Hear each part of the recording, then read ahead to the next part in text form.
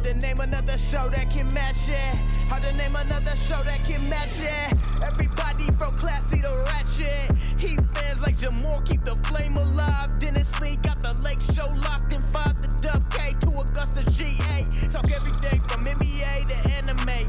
Chat like homies or debate like enemies. It's all fun and games, just match my energy. Just match my energy. Just match my energy.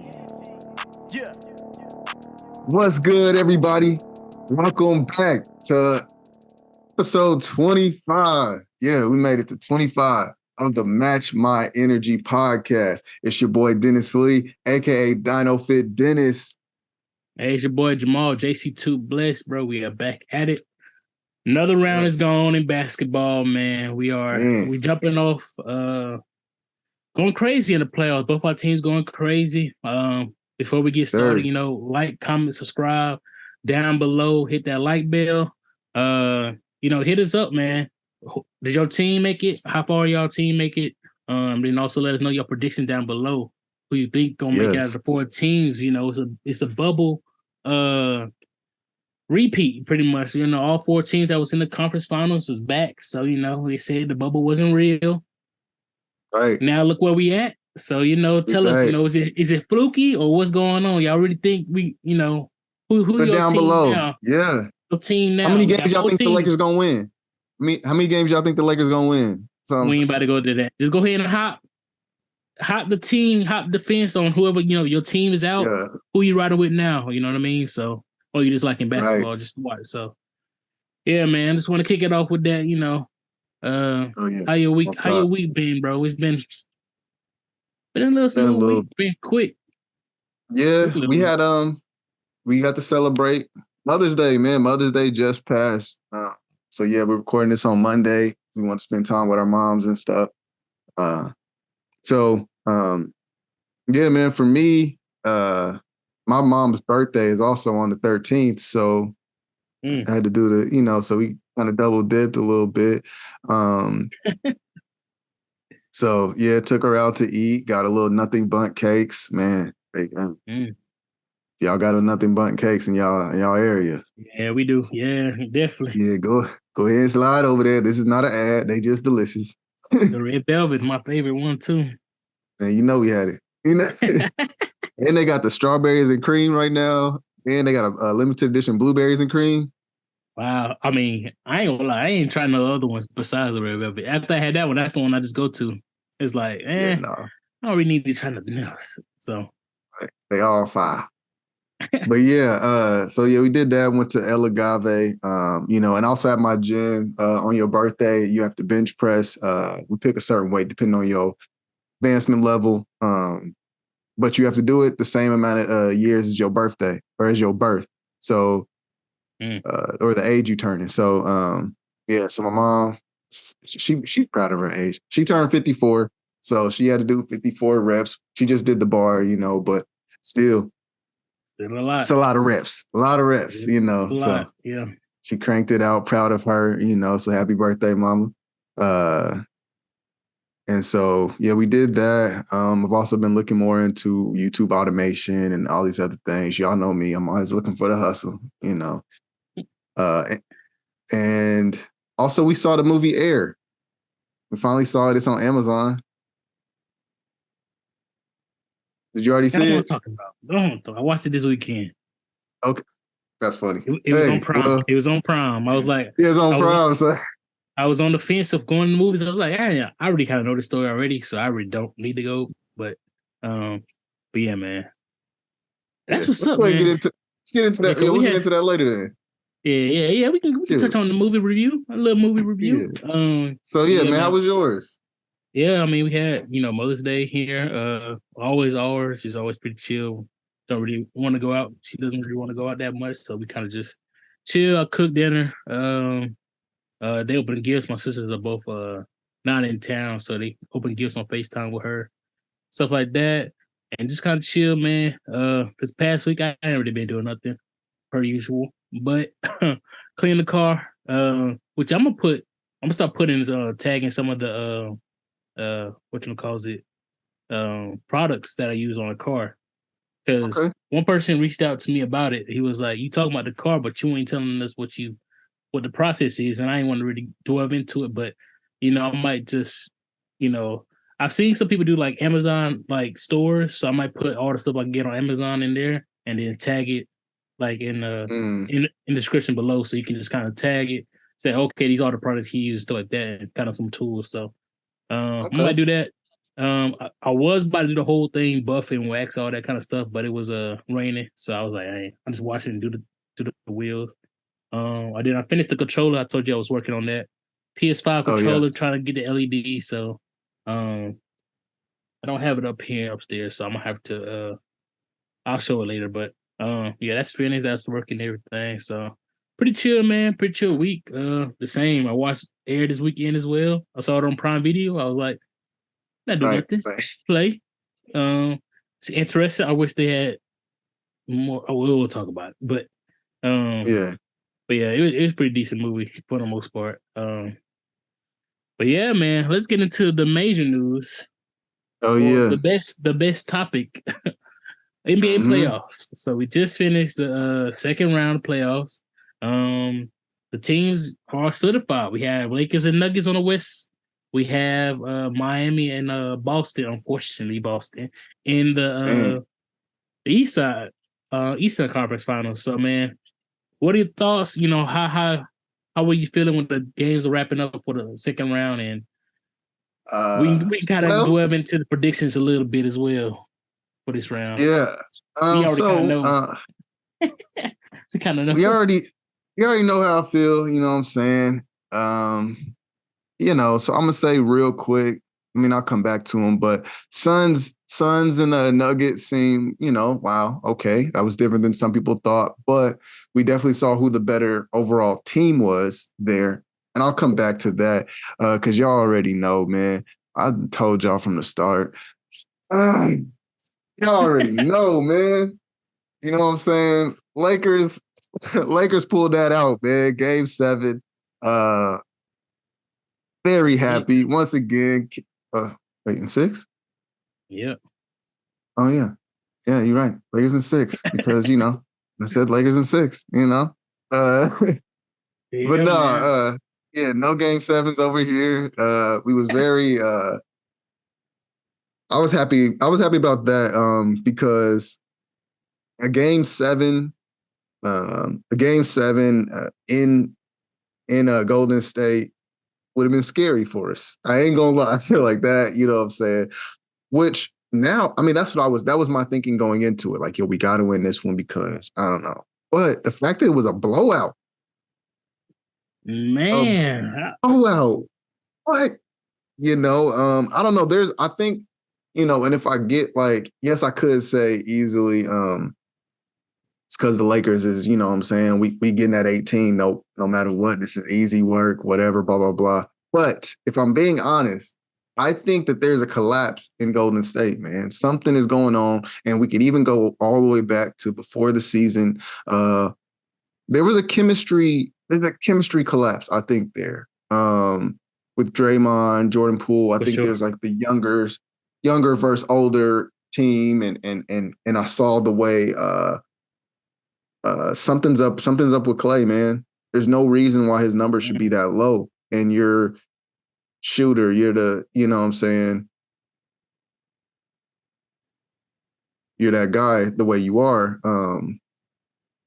So I don't know. I personally think that there's going to be a big regime shift. There's going to be some trades. There's going to be some leaving, some stuff. There's going to be something going on in Golden State. So, luckily for us, luckily for us, man, that's not my business. What is my business is Lakers in the Western Conference Finals again. We back up. I personally would have rather seen them go against the Suns because I think the Suns would have been the easier team to win or to win against. But the Nuggets they showed it, man. They brought it both defensively, offensively. Everybody was firing. I mean, I don't know what's up with KD, man. I don't know. Yeah, man. That's crazy. You need that bench, man. And that was one thing that they did. That was one thing that the Suns organization did, man. They gave away key players that would have taken away from the pressure of a Devin Booker having to score 50 and so-and-so having, and KD having to score 35, 40. What if they all were able to just drop 30 because you also got Mikal Bridges, who immediately went and started playing like a madman in Brooklyn, like as soon as he went over there. He just needed opportunity in minutes. So, and then of course, with Chris Paul being, as old as he is and as injury prone as he is, we kind of knew that would be that, you know what I'm saying? Maybe he should be looking at, calling it. But I know they're talking about him maybe going to the Lakers. And as cool as that is, this isn't 2012. So I'm not really that excited about that. I was like, if you was a Lakers fan back then, like 2012, when they was going to get traded, and you see him now, it'd be like, yeah, it's a consolation prize. We got Chris Paul now, but we kind of needed him 10 years ago. So to me, it ain't gonna be worth it unless he's like, oh man, I'm really just trying to ride the wave. Which if he's just trying to ride a wave, then it's younger teams and teams that can be deeper as well for him. That but because he's still in balance. You don't really know. You go to the team, it's not an instant championship as well. Even though we saw the Suns is almost been that way. We a lot of people, including myself, jumped the ship. I was like, hey, KD with the Suns look scary. Because DeAndre, if DeAndre came to play, I think they really screwed Monty out of the job on that one.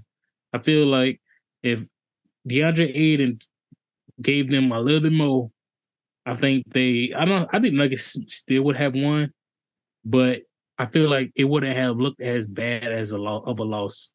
It you know what I mean? Like horrible. It looked like it was, so yeah, man. I think what about East Side? East Side. What's your thoughts on this? East Side, man. I think honestly, well, besides literally the very last game of the Sixers and Celtics, it was more exciting to watch, I believe. Overall, those games were really close for the most part. There's a couple little one-offs where it was a little lopsided, but for the most part, the games looked a little bit more competitive. Even with like for y'all, it was like would y'all win that in 6, 5? 6. 6. Yeah. We both won 6. Yeah. Even with that being that, like, it kind of like, I don't know. To me, it was very much so competitive. They were more exciting defensively, offensively. I enjoyed watching those games a little more. If I was like non-biased, just basketball lover eyes. But that game 7 was pathetic to me.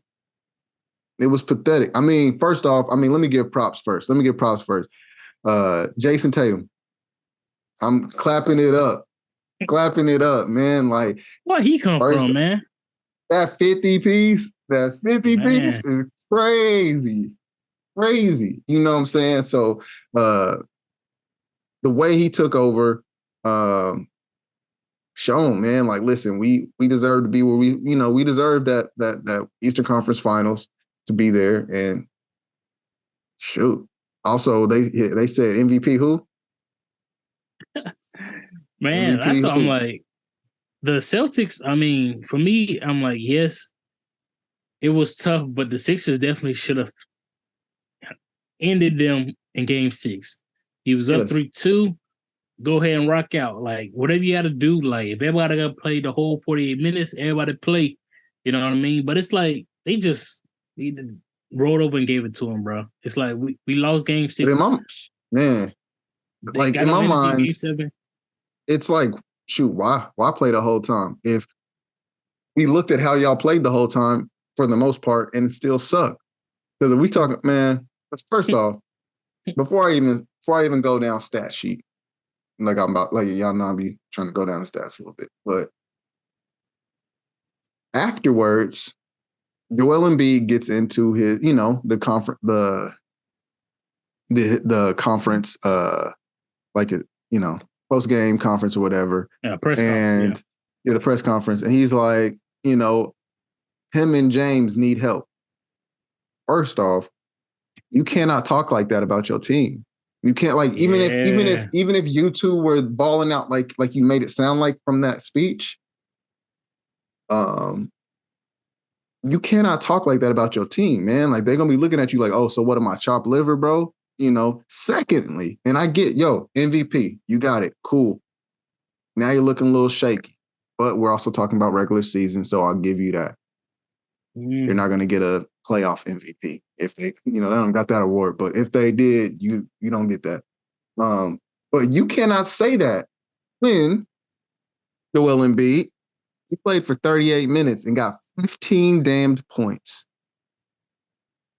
8 rebounds, and you're 7-1. Okay. James Harden. So, what happened to James Harden? James Harden. Oh, James Harden. We wouldn't have lost if we had help, right? James Harden had 9 points, 6 rebounds, and 7 assists. 7 assists is pretty decent, but everything else was trash to me. And he played 41 minutes.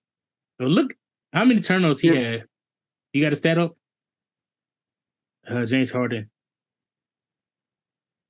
Let me go to his stats because let me go to the whole. I think he had some crazy turnovers in the last 2 games, and it just don't. Also, that he played. I can't find the exact. He had a lot of turnovers of his last couple games, but there was a lot of key turnovers too. It wasn't even just where they were, or it wasn't even just that he got them. It was when, you know what I'm saying, like.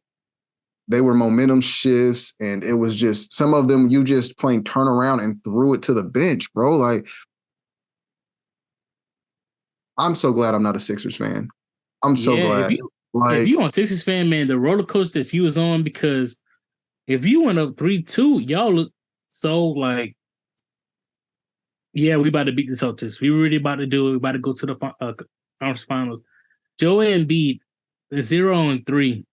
Game 7 in the playoffs. He has never been to the conference finals. Joel Embiid, I'm like, bro, like how many times does it take you to get to that promised land, and you just like, nah. And we already know James Harden. That's why I was like, honestly, this last game we might put on James Harden, but I'm like, he gave y'all 2 games by himself. He gave me that 40 piece. He gave y'all 2 games. If B was hurt, he gave y'all 2 games. You need Joel and others to, give us this last game or 2. But yeah, and then like Joel, they keep saying he's not playing here like himself because his knee, he got an injured knee. That's fine and dandy. All I'm trying to say, if we don't hear nothing this all season about him getting a surgery or his healing or having some pain, if we don't hear nothing. Right. I don't want to hear that. Can't be no excuse, because usually somebody's dealing through pain, whatever. As soon as they are able to get to the off season, they get, like they did, got out early. They go and get this surgery or let me get some treatment on it.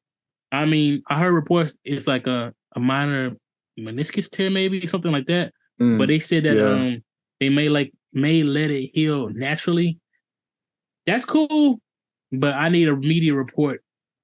Source confirmed to tell us that, because to me, you can't just say I got knee pain and you using that as your blanket when everything else fails and stuff like that. And I know he was dealing with something, but to me, I'm like, at the same time, you go out there, I feel like you got to be Joel MVP. Sorry, you wanted to play out there. You played 30 minutes on it, so plus you 7 foot. You just dish that in. It's some plays I'm like, man, stand on your tippy toes and dunk. Like, get fouled, you can shoot the free throw. Like that's simple. But bro. And then if you're talking about your team, you need help, right? So Tyrese Maxey got 17 for y'all. He had 17 for y'all. Tobias Harris had 19.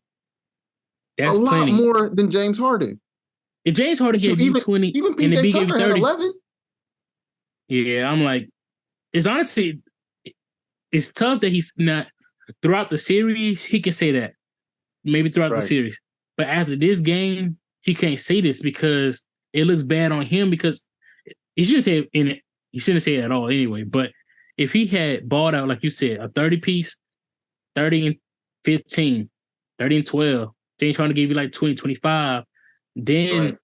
You can kind of say some things, because if they give you that numbers and those role players gave you that number, I feel like they would have won the game. I mean, because it was tied up until, like, it was back and forth up until halftime, third quarter. So it's like, Tatum just took over.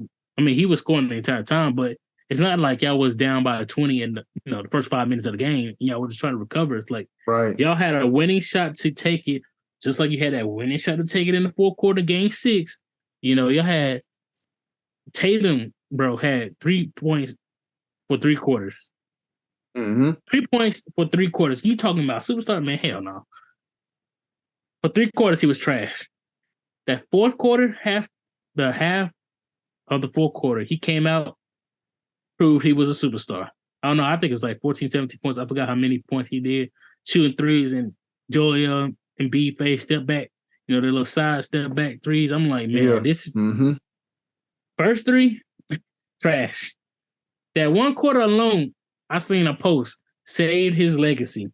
That 1 quarter alone saved his, I would say, legacy in terms of how we view him as. Because if he was to end that game with 3 points, say he end the game with 3 points, and they lost, 1, they out. That's the whole thing. And then people be looking at him like, we've been talking about Tatum, being a superstar, being a leader, and always having Brown on the trading block. So we be talking about Brown being a leader because he's, always more consistent in the playoffs. Yeah. Play better defense. You know what I mean? At least he can show up to the game. He not might give you the superstar numbers, but, they still give you, 25. Can always go 40 anytime. So I'm like, should we think about he Brown got 25. He got 25, 25, 2 and 6. He stayed consistent, bro. So it's like, should we be thinking about Brown instead of, and then Tatum might put him on the chopping block? Man, so, honestly, they both. I feel like they need to just stop trying to separate them up and be okay with them two being a Batman, Robin, a Superman, Batman type of thing. You know what I'm saying? Like, I wouldn't say Robin because, but like, you know what I'm saying? Build around them. If they don't win this year, split their asses up. It's no point. Yeah, okay. We already seen it. You've seen it too many times. They have gone through, conference finals. They've been to the finals. Now it'd be different. I think it's a big thing, especially in the Boston organization. If they never went to the finals, then it's like, well, once we get there, we just had to get there with both of them and see how it goes. On like a trust the process type situation. Right. So it's like, we'll see how this round go. Hopefully they don't make it that far. But if they do make it to the finals and they lose in the finals, split it. If they win, even if they win, I kind of think I'm on the side of like you split it. But hey, if you win, you can always bring them back. That's if we just won, so we'll keep the core. But if they lose, I say really consider just trading. I feel like the organization is going to feel like they're going to have to trade Brown. Brown can give you a good package back. Yeah, he can give you a good little package back. That's true. Al Horford, I think he might retire, so you got a little bit more money coming your way. So I'm like, y'all can restructure this to something that can be usable. You know what I mean? Now you might not have chemistry, depends on who you bring in. But I was like, to me, if they lose the conference finals, for sure, break them up. If they lose the finals, consider it. How about that? We can talk about it. Yeah. Okay. Yeah, because they both played really well. Shoot. I mean, you don't really need a whole lot of people to score high if you got one guy going 50. Where did that come from, bro? I'm like, he had 51 and 13 rebounds. So, 5 assists. Jaylen Brown had 25 and 6.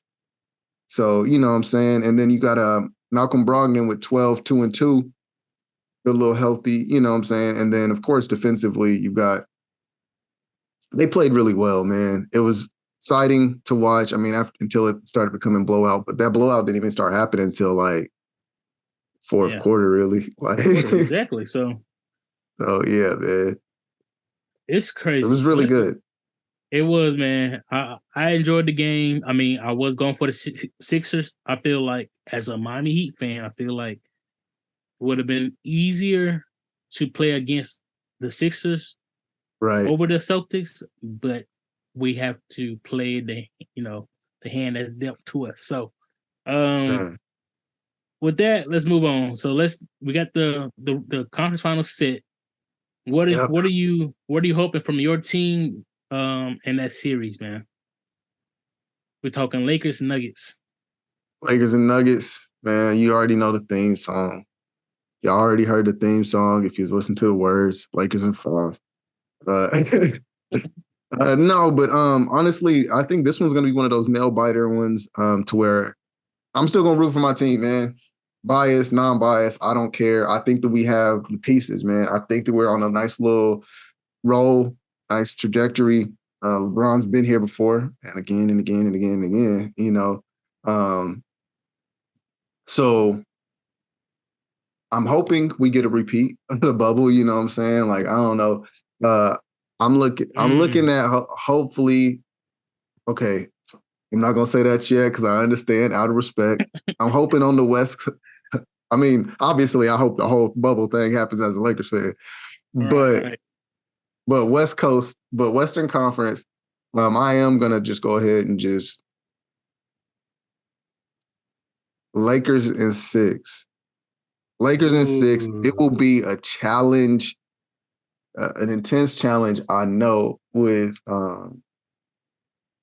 the Joker being able to do it all, and the person who has to be on him being AD. I don't know. I know. If there's any time, AD, please listen to me, Dennis Lee. I need you to just stay healthy. Wear all types of padding underneath your jersey, under your uniform. Man, go to the trainer for about an hour and a half, do some things, get in the sauna and then the bubble bath, whatever. I need you to stay healthy, and I need you to be in this dude's grill defensively. I need you to be on it. That's the thing. That's the biggest thing that I have, is that matchup alone would define your entire series, is AD versus Jokic. To me, and you can answer as well, would you rather have AD going crazy offensively or defensively? You only get to choose one. Now, he can probably do both, but if you can only choose one of his attributes for the series, which one would you want on the defense? I know I ain't even gotta think about it too much. Listen, AD, get your 12 points, and I need you to kill everything defensively. If you can just give me 12 points, 12. But when he does that, I'm gonna need my shooters to be shooters. I'm gonna need DINO to actually be, you know what I'm saying? I need LeBron to be LeBron. I'm talking about that Miami Heat LeBron that they always show where the brow is down and locked in. I need that every game. I need you to be LeBron of old. I understand that you are year 19, 38. Man, I went and played catch with my wife the other day for 25 minutes, and my body felt wrecked just playing catch. So I understand what happens to your body post 30. And I'm only 32. Wait, 31, about to be 32. So I get it, man. I get it. Please. You spend so much on your body, man. Let me get 6 games of you going crazy. You can lose 2 close. Oh, man. Joker's the Joker, sure. But come on. Yeah, man. I agree with Rui, that. Lonnie. I need Lonnie Walker. Can you give me 25? He'll give 15? You that game. He'll give you that one game. Lonnie will give a great game, at least. One game out of this series, he'll go crazy. 1, maybe 2. Let me step it up. It's the finals. Let me get 2 of them. The issue is, you want that when he go off to be in a winning effort. You know what I mean? That's all I hate is when a role player go off, but y'all lost. Like, he just went off. Well, now we look, you know what I mean? Like, use the effort on a winning game. But I agree with you, man. AD has to come. If I was to choose one of those, offensive, defensive, it has to be defensive. Because to me, if you can just maintain Jokic, y'all really good. And that's a tall task. He dropped 53 on the Suns. Like, the Suns ain't really a defensive team, but still 53 is a tough So we know he's, had a 50 piece, is able to do it. The issue I feel like is going to be whichever person can get the other person in foul trouble first, which other person can limit the other person first is going to be the big thing. Because if Jokic starts getting going, the issue with Jokic, his game is like, it's not that he's just scoring, but he's also, big body, always on somebody, is leaning on somebody, getting rebound, and then he also orchestrating the offense and, the playmaking. So it's like, he's so a pivotal part of the team. It's like you got to look for him to do so many things. 80, right.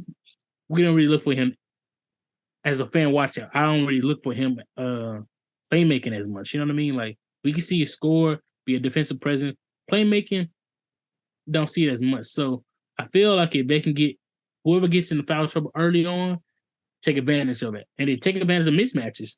Like, y'all, you don't have to, if you see Jokic on AD, switch that off. Vice versa for the Nuggets. But for me, for my prediction, I feel like it's gonna be a really tough series. I give credit to the Nuggets because a lot of people counted them out. I won't count them out. It's tough, man. I really don't want to say Lakers, but I think I'm gonna go Lakers in 7. I think I'm gonna go Lakers in 7. I'm not mad at it. Yeah. Now, it might be a curse because every time I say something, my stuff been... No, honestly, I was thinking about that. I was like, please say Nuggets. No. And my predictions been kind of, wonky, now that I started this podcast. I feel like once, I wasn't on, on video and being recorded, I think my predictions are a little bit more accurate. But now that's, on film, now you can go back to it. Pressure's on. Looking shady. Yeah. I was like, he don't really know about, predictions. But here we are. So... but yeah, that's my prediction, man. And then like another stat we was talking about LeBron passing all-time NBA playoff and rebounds. He is number 4 passing Shaquille O'Neal, Shaq. So you pass Shaq a center, rebounds, huh? The most dominant center. Yeah. In the playoffs. Like, what has he not done? We don't got to rehash no GOAT debates and what we think of greatness and what that looks like, but it's crazy, man. And then it's another stat I got to bring up as well. LeBron James, that people say don't shoot threes, is number 3 all time in NBA playoffs. 3-pointers made. Behind who? Curry and Clay.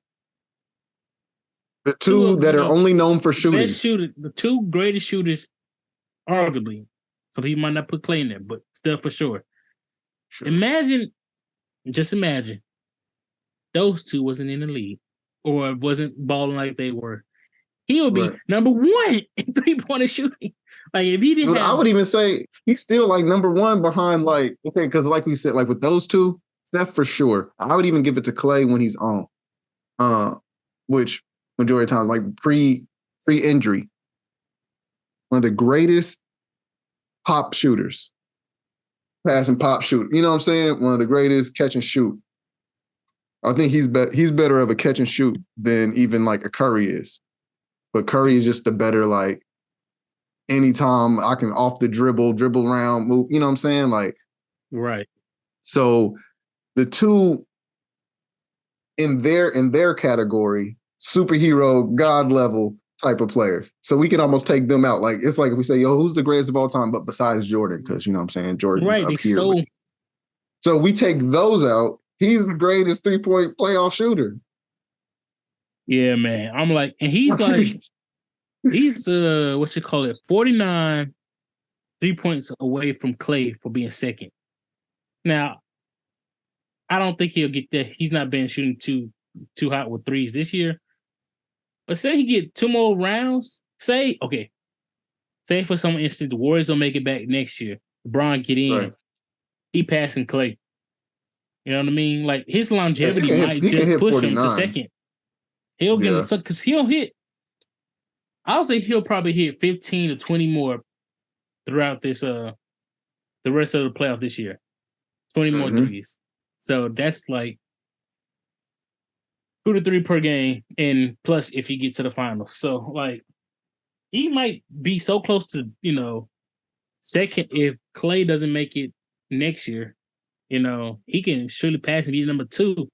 And being under Curry is no like hit on you. It's like, dang, you that close? Like, you know what I mean? So yeah, that's another thing, bro. I know we talked about the last round, but Clay did not show up to the Warriors games. Like that last 3 games, he had like single digit points and stuff like that. I'm like, Clay? I'm like, yeah, man. So all right. We talked about the East. Let's talk about talked about the West, so let's go about the East. East. I'll kick us off. So unfortunately, we have a conference finals rematch. Miami versus Boston. Last year was a tough loss for Miami and my team. It came down to a game 7. Jimmy had a opportunity to tie or win it all. He opted in to try to win it all. Pulled up 3. Clank. We did not secure the rebound. Boston wins. They go on to play the Warriors, but we lost. That's the history. So now we're trying to get our get back. Yeah. It's rematch time. Miami versus Boston. It won't be easy. I feel like Tatum after that, because Tatum had a bad game 6 or 5. I can't remember which one. He had like single digit points, like 9 or something as well, which is crazy. I don't know. If you're a superstar, you should get 10 easy. I'm sorry. Go to the free throw line, if nothing else. For sure. Foul me, yeah. I'm getting to 10 points at least. But so pretty much I feel like his confidence he kind of gained his confidence back with the 51. That's why I was like, unfortunately, I'm kind of glad we have a couple days out, so he kind of like, hey, you had 51, but that was 4 days ago. If it was like if we had like 2 days, then be like, I just did that like a day and a half. You know what I mean? So right, you need to cool off. Yeah. Yeah. So, but I feel like his confidence in the playoffs is came back after that game. So it's gonna be super tough, super tough. But yeah, man. I'm riding with my team. I gotta ride with my team, man. I don't know how many games I'm gonna have to go 7. I just respect the Boston so much. Fortunately, but yeah, man, I'm gonna have to give them they do. I will say this. I've been saying this to a lot of people. I gotta put it on. I'll put it on record as well. If Miami do go to the finals, though, your boy going to Miami. I'm going to watch them play live. Now, some people be like, Jamal, you about to save some money. Some people have said that, but it's all good. If we end up winning and going to the finals for sure, I'm buying a ticket. It's gonna be a quick little, boom, watch the game, sleep, come back type of trip. But I'm planning to be there, man, because the last time we had opportunity, he was in the finals, he was in a bubble. Didn't even have an opportunity to see them. The last time after that one I was in high school, when it was what you call it? The Heatles. Yeah, the big 3 with LeBron and Chris Bosh. So I think my freshman year in college. So it's like, ain't had the money. Was not gonna see them live. So if I have the opportunity, I mean, I really should think about trying to do it in the conference finals, but I'm like, I think it'd be more impactful if I went during the finals. Depends on who we get. So, but yeah, I got Miami in 7. All respect to Boston. I feel like if we can get playoff Jimmy, which I feel like we will, if we can get Bam to average 25 and 15, 25 and 12 to 15 rebounds, we had to have big games every game. We can't have no come and give us 11 and 10 type of deal. We got to have big games. Our shooters got to shoot on all cylinders. And then for Boston, Jaylen Brown and issues. Jaylen Brown and Tatum is a hard guard. And then they also have Robert Williams and Grant Williams going crazy on the defensive side and on the rebound. So it's going to be a tough battle. I'm not going to say it ain't going to be easy, but I feel like after these first games, even for the Nuggets series, once we see the first game, I see how that play out. I can kind of grasp how the series is going to go. But what you think, man? What you think? Got Boston versus Miami. Boston versus Miami. Okay, so all right. So the Celtic hater in me is just like, I want them to lose. But also it helps you out. But even more so, I know that this is gonna sound crazy. This may sound like a shot. But I think that if Lakers get past Nuggets, we have an easier chance of winning it all against the Heat than we do against the Lakers or against the Celtics. I know that sounds like a shot, but if all y'all got is Jimmy Butler, we can keep sticking people on them. You know what I'm saying? Like we can work with just the one. Knowing how the Celtics play as a team, and yes, Jason Tatum is scary, but then what about if Jaylen Brown goes crazy? Or what about if Al Horford actually gets a good amount of spot up threes or post move? You know what I'm saying? Malcolm Brogdon ain't no hoe, so he could mess around and get something. You know what I'm saying? Like there's just a lot of Grant Williams, sure, but I don't know. So for the most part, there's a lot of weapons on the Celtics. So that's what I'm a little scared about. But also, if I'm being real, I could see them being the reason why they beat the Heat. And then if y'all go back a few episodes, another reason why I think I would want the Heat to win is because remember, y'all, if the Heat win it all, bro. Jamal got to get the fake dreads. He got to get the Jimmy Butler fake dreads. No, I think some people skip the episode. We can go back and edit that episode. No. We can go back. We can go. Make sure y'all go back. I'm gonna drop that in there. We're gonna clip that. That's crazy. I honestly should be rooted for against them now. I said, y'all outdoing yourselves. Y'all already outdoing yourselves. So you got to get the fake dread. Wild, bro. If I get that, bro, I'm gonna take off and everything. I ain't. That'd be wild. No. Get it for at least a week. At least like rock that for like 2 weeks. You know what I'm saying? I don't know, bro. That's way too long. We'll talk about when they get to that point. We ain't gotta hash out nothing right now. But I gotta screenshot it.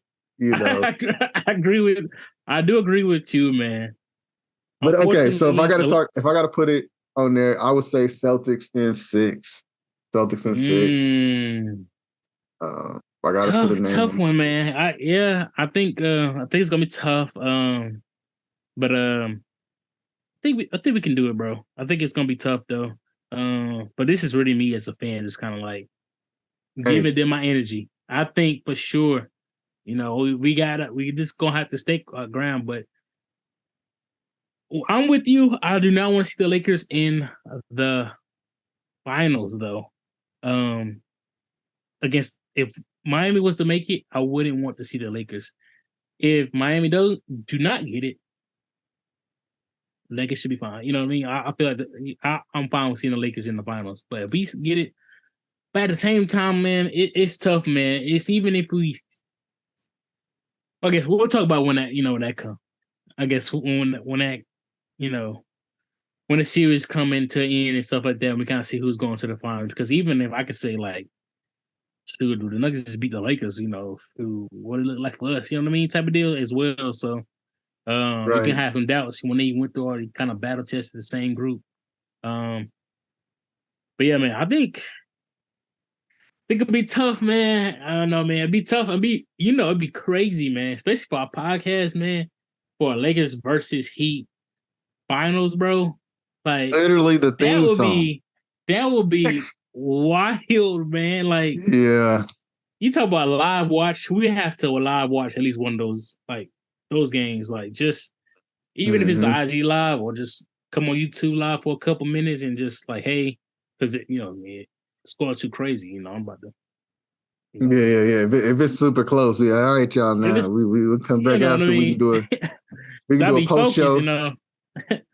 Right, if y'all want to do a post show, we could do like a post show. Y'all get our immediate reactions and stuff like that. You know what I'm saying? We can do something like that. Tough. Yeah, but, man. Yeah. For us. If that was to happen, man, it'd be tough, man. I wish we was like, like closer to both cities because it'd be like both of us pull up to one of the locations. Mm-hmm. I know you got family or family in LA, and then Miami, bro. That's on the thing, so that would be dope. But yeah, And I'm we'll trying see. to look at tickets. So I'm trying to look at tickets for the Western Conference. Oh, that gonna go crazy, man. But yeah, I'm trying to look. Yeah, because we could just shoot. We could shoot to Denver, right? Mm-hmm. So, the cheapest ones for the Denver show or for the Denver game one is $259, and that's before all the little things. And then I got to get 2 tickets, so you're looking at close to $600. And that's not even including the Airbnb or the, what I'm saying, the gas, and that's the 18th. So that's what, in 3 days. So that's probably not happening. Oh no, that's the 24th, Wednesday, May 24th. So can't do that. That's the middle of the week. I mean, I still got to work. I got to pay for that. Yeah, man. That's what I was like. So it's yeah, tough. It's tough. I was talking to my homegirl. She lived in Colorado. I was like, "You going to a game?" She a huge LeBron fan. She was like, "Nah, I don't think those prices." You know what I mean? And then you also be in hostile territory. I mean, I feel like it's gonna be a whole bunch of Lakers fans anyway, but it's not. It's not gonna be like you and a whole bunch of Nuggets fans. But it's not like they're gonna beat me up. I don't care if they talk stuff. Like, yeah. okay. I mean, I ain't gonna lie. When I went to OKC, when I was in Kansas, I went to OKC game. Mm-hmm. I don't care whatever game. If I go into a game, I'm wearing my Heat stuff. I'm not coming just with regular clothes like a little date night. I'm coming to represent my team. Had a Heat on t-shirt, Heat t-shirt. Now I don't really go too crazy like costume, cosplay type stuff. But I had a t-shirt, hat. Sometimes I might have some shoes that match, whatever. But went over there, we end up losing. We lost the game. Those fans should be completely happy. This was that team had the Chris Paul, Paul George, and Carmelo Anthony. So I was like, man, I'm seeing some stars. That's one of the reasons I was like, I at least see them.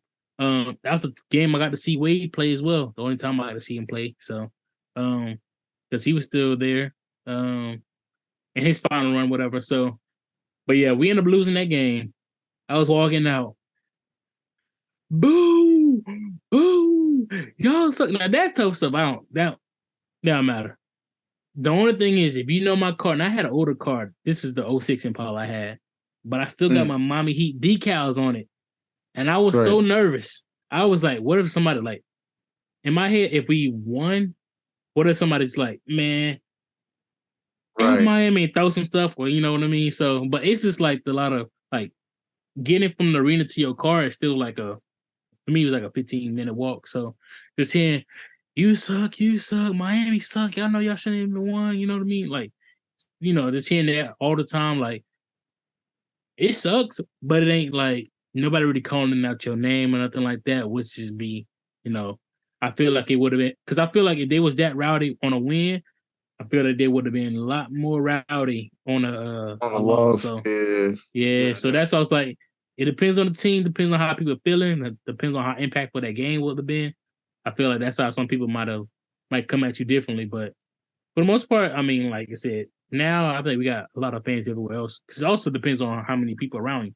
Because, like, say you went like a Hornets versus OKC game, and that was a way for Hornets. Like, if a Hornets fan was there, most likely you won't have another Hornets fans around. I feel like Miami still got enough fans. I'm not gonna say we're gonna be like half the stadium like the Lakers or whatever, but we'll still have enough little pods and circles in the arena. I feel like so. Yeah. But yeah, man, I mean, like I said, the tickets gonna be crazy. I had to see. I keep telling people I'm going to Miami, but when I start factoring the cost of everything, I'll be like, let me pull up this projector. Let me see why. Right. Maybe I have a watch party. Yeah. You know what I'm saying? Pull up for the watch party or something.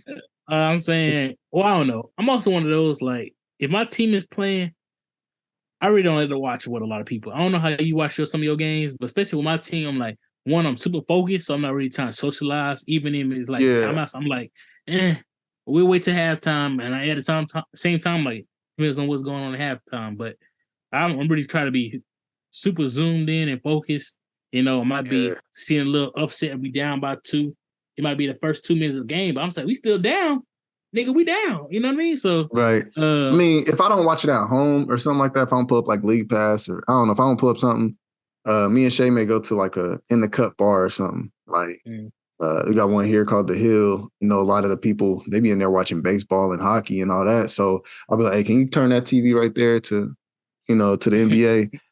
Can we get a couple, you know, it's the finals. Oh yeah, sorry. And you know, that's what we did the other day when I was watching the Lakers, or I was watching the game before that, but then I turned around and just watched a little bit of Lakers because, you know, they was coming on at like 9:00. So yeah, that's another thing, man. Oh my God. That's yeah, 9 for y'all, 10:30 for us when they start later. I'm like, right. So yeah, with me being, even on the weekend, man, like Saturday, was it Saturday? Yeah, Saturday, I was already starting to doze off and it was like 9:30. 9:30, I'm on the couch, man. I'm getting too old to be out. Yeah, man. I gotta take a nap just to watch a game. Nah. yeah, man. So I don't understand. yeah, I mean, luckily, this round, the games will be coming on like 7:30 or something like that. They should. It's only one game a day. So, yeah, 7:30. All the games will come on around that time. So I don't West Coast or not, they can start them early. Mm-hmm. So that's good. So luckily, you know, we can still go out watching somewhere. Plus. I keep thinking you said 7:30, but I was like, that's still kind of late for me though. Goddamn, 9:00. Yeah. Dang, all the games 8:30. No. That's what I was gonna say. Like every game comes on for my time 7:30. So what? Even the Saturday, Sunday games? Oh my goodness! Wow. Now at least Sunday you can give us a 3:00 game. Like, come on, that's crazy. I guess. Yeah, luckily, I mean, so I'll probably go to the bar like in one of my in the cut bars and watch it if I don't, you know, catch it at home or something. But yeah, man, I can't do the big crowds, everybody big watch party unless it was like cool, like with my normal group that we used to watch the game with back when you was here. Yeah. I could do that. I can do that. We chill people and stuff like that. You know what I'm saying? Maybe have a couple beers or something or whatever, just chilling. But even then, the trash talk ain't even that crazy. You know what I'm saying? So. Yeah, that's the biggest thing for me. It's like I don't want to be out in public. Like they might not even be talking to me directly, but you know, you hear little things be like, they scored 3, boom, boom, boom on my team. I was like, see, I want to hear this. If I was at home, I ain't got to hear all this. You know what I mean? Or I can that's real. Go to buy. So I'm like, and then like you know, depends on if I was to go out and watch the game, I'll probably have some heated tire on, most likely just a hat on, and be like, right. It been times when like they hear the 3 or hear like a buzzer beater and they look at you be like, yeah. Like they made a 3. I'm like, come on. Right. Now. I'm like, yo, if you don't enjoy your nachos, you don't enjoy your nachos over there, boy. But I mean, if any other teams are playing, I'm down. I always go. I'm like, let's go out. Get appetizers, you know, some food and just watch the game because I'm really chill on that. Just watching the games because you know I'll watch any game really. Basketball, but but yeah, when I'm my team, I like to be focused at the crib, if possible. Or if I go out, like I said, it's gonna be not so packed of a place. Gonna be with my circle that kind of know how I win the game as well. So, you know, you still talk trash because I'm gonna talk trash as well, but you know, to an extent, you know what I mean? Like if we down 30, some be going too crazy. You ain't gotta talk no more. I'm down 30. Right. That you just look at me like this. It's trash talking. That alone, the score alone is trash talk to me. Like, you ain't got to tell them nothing else. So, yeah, man. Let me see what else we got up here. Now, I did have a question I was talking about. We was talking with Embiid. We could touch on it just quickly. So, Embiid won MVP. We talked about his performance in the last fourth quarter. The last game, game 7. One of the things I want to pose to you is we talked about Jokic. You know, Jokic won back-to-back MVP. And people were saying, well, he's not doing anything in the playoffs. So I feel like, you know, that kind of hurt him, his case a little bit, I feel like. Now, his numbers in the regular season were still up there with Embiid. Embiid, you know, won it. So with Embiid out, Jokic is still eligible, of course, you know, have to go to your team and potentially mine or Boston. To win the championship. But if he was so happened to win a championship, would people look at Embiid's ring differently? His MVP ring. So, trophy. No, I would say no. Because like, if I'm being honest about this award, and yes, I wanted him to get it, you know what I'm saying? But I'm gonna use what's the name? Sage? No, not Sage. Sage or Soul. I forget those guys that I watch on YouTube sometimes, Sage and Soul. I feel like this year's MVP was the Here Nigga Damn Award. They got like, here, bro, like we know you probably should have got it one of those years in the past. Here. Kind of like Nash. I would not want it that way. Oh my gosh. Yeah, that's what it kind of felt like. It kind of felt like one of those because, like, yes, maybe he looked better in past years. He definitely did his thing this year, especially in the regular season. But like, I feel like it was like the here, bro. The rest you deserve. Yes. There you go. Yeah, here. But at the same time, people were saying, my bad. He had another point. Oh, but so basically, like, I feel like it wouldn't hurt his legacy just because I think we already think that. And Jokic already had a couple. So, like, it'll be kind of one of those years where we're like, all those years where I would even say a LeBron or even Jordan, there was a lot of years where we were like, even Kobe. Let me do my Kobe talk, my Mamba talk. There was a lot of years where Steve Nash, how did he get that MVP over Kobe that year? There's a good amount of years where you're like, he wasn't supposed to get that. So this may be one of those years, you know, and it's fine because, I mean, not to say Nash just was like not hoping those years. He was. Yeah. And that Suns team was a scary team, but come on, you know, and it's not like he won. Obviously, we don't have any Suns haven't won one, so we know that he didn't win that year. So I think that him winning doesn't mean that Joel Embiid didn't matter. You know what I'm saying? Yeah, I mean, I'm kind of on the fence. I mean, I feel like people will still look at this MVP a little differently if Jokic was to win because it was such a close battle. I feel like if Embiid was just so like drastically ahead of Giannis and Jokic, and it's like okay, whether they was out in the first round, it's still good because in the regular season he was just so drastically far. But since he was so close, and I don't know the voting percentage, like how many vote per person, but since it was close with him and Jokic, I feel like, you know, if he was a win, to be like, I think we should have rethink that. I feel like people will look at it differently. I mean, I feel like discussion will still be had. Yeah. To you, what you saying, just giving it out award, I feel like that's exactly what happened. Because later in the year, people was like, I think like Showtime with Steven Jackson, I feel like was talking about it was like, do y'all view Jokic as the greatest center of all time? If he wins this ring, if he wins the MVP back to back 3 times in a row, he will be looked at as the best center or the greatest center of all time. And I feel like the people who vote, when they started hearing this, like, I don't know if I want to put that. Sure, I know for sure he's not the greatest of all time, but I don't want that to be the discussion if he given his MVP. So honestly, I mean, is it? He needs some rings. So I feel like maybe he's definitely gonna need some rings. He's gonna need some 5 rings. 5 to 7 years. We can have a discussion. Right now, I can't see it. Just play like I get like, so for Shaq, I would say he's the most dominant. Shaq is the most dominant center. You can put him in any era against any person. You're not stopping him down low. They revitalized how they drafted teams, how they added players to their teams because of how they changed equipment. They changed how they build backboards and rims because of Shaq. So that's a whole, yes, he's one of to me, he's the greatest center of all times. Maybe it's my Laker bias. Maybe it's also like me getting to watch him my whole life. You know, I can say I probably started paying attention in like 97, 98.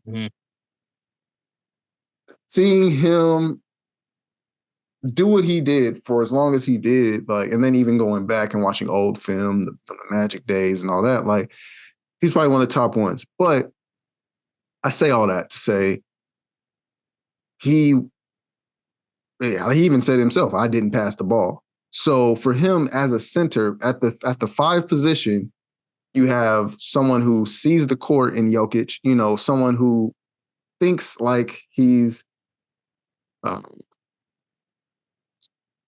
guess he thinks more calculated.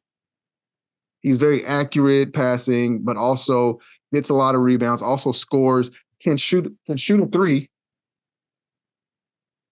Can shoot threes well. His percentage in this been going crazy. I think I can say like most skilled center, but I can't say greatest. I don't know how, like, he had so many skills, many packages, but as in greatest, like, I would never, like, you got, because then you got to get into like the Bill Russell, Kareem, Bill. I'm like Hakeem. Even though I'm like, I'm starting to not feel good about adding in some of those old teams, because when you start to factor in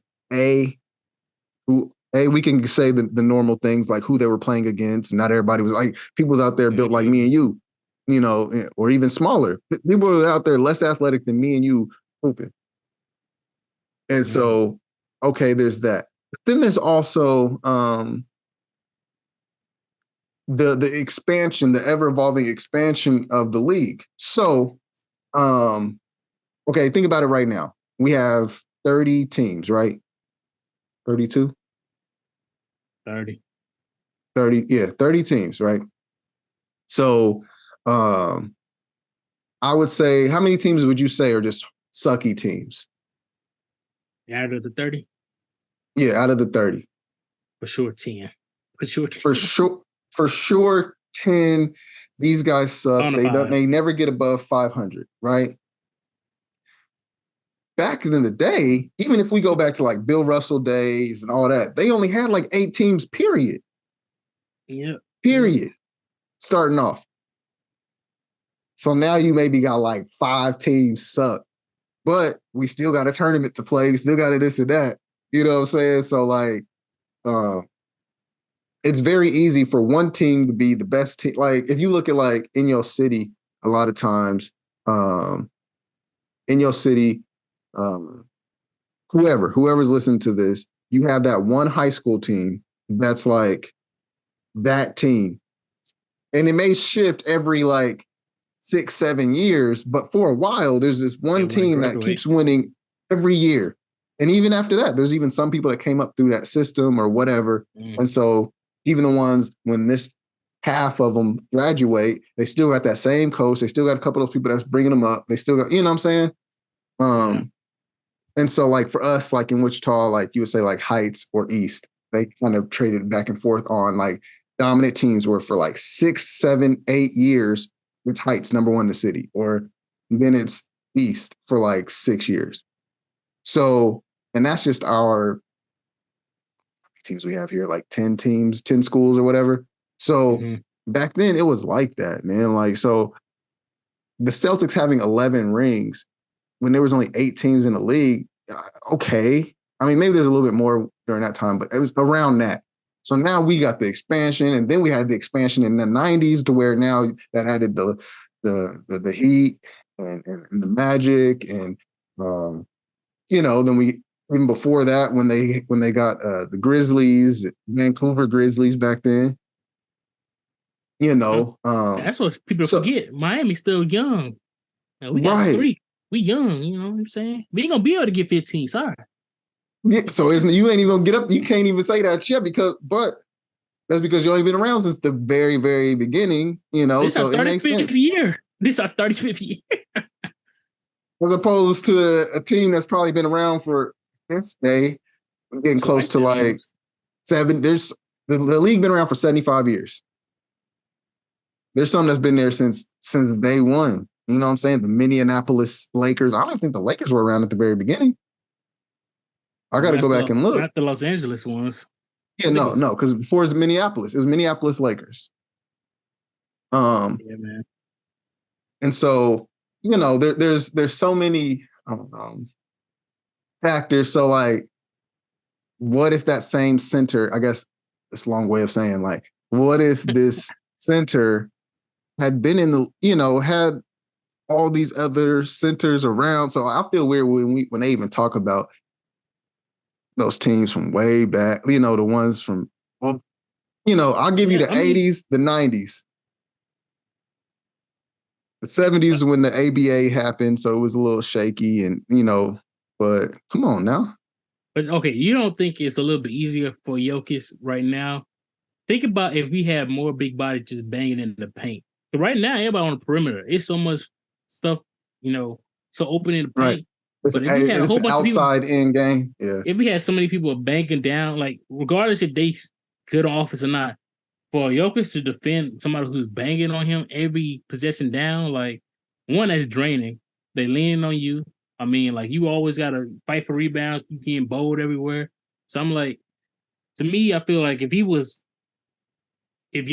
was to play like 20 years back, like, when they was actually banging down, maybe 30 years back, but I think he have a little bit of a trouble, man, because it's not that he's not skilled enough. It's just like, defensive wise, like I don't have to worry about perimeter and get rebounds, because that's why some of these people get so much rebounds, because one, I'm taller than you, and it's not everybody trying to get a rebound. It's like I shot it, we already running back. Nobody trying to run for the rebound anymore. It's like, hey, if I'm in the area, I can try to get for it and I jump forward, I can contest for it, but I'm not gonna chase rebounds and all that kind of stuff. So it's like, one, he's the tallest person, and he always is gonna be the closest one to the basket on most possessions. So I'm not taking away from him getting triple doubles and rebounds. I'm just saying, like, he don't have the same battle of big men.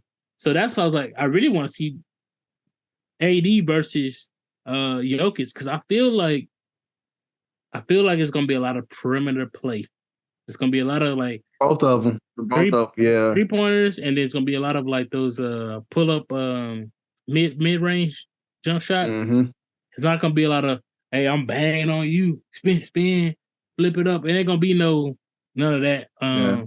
Because and then one of the pros on one of the things I told them they should do is pick them off. But I feel like it's gonna be a lot of pick and roll, get to the smaller person, then I can back that person down.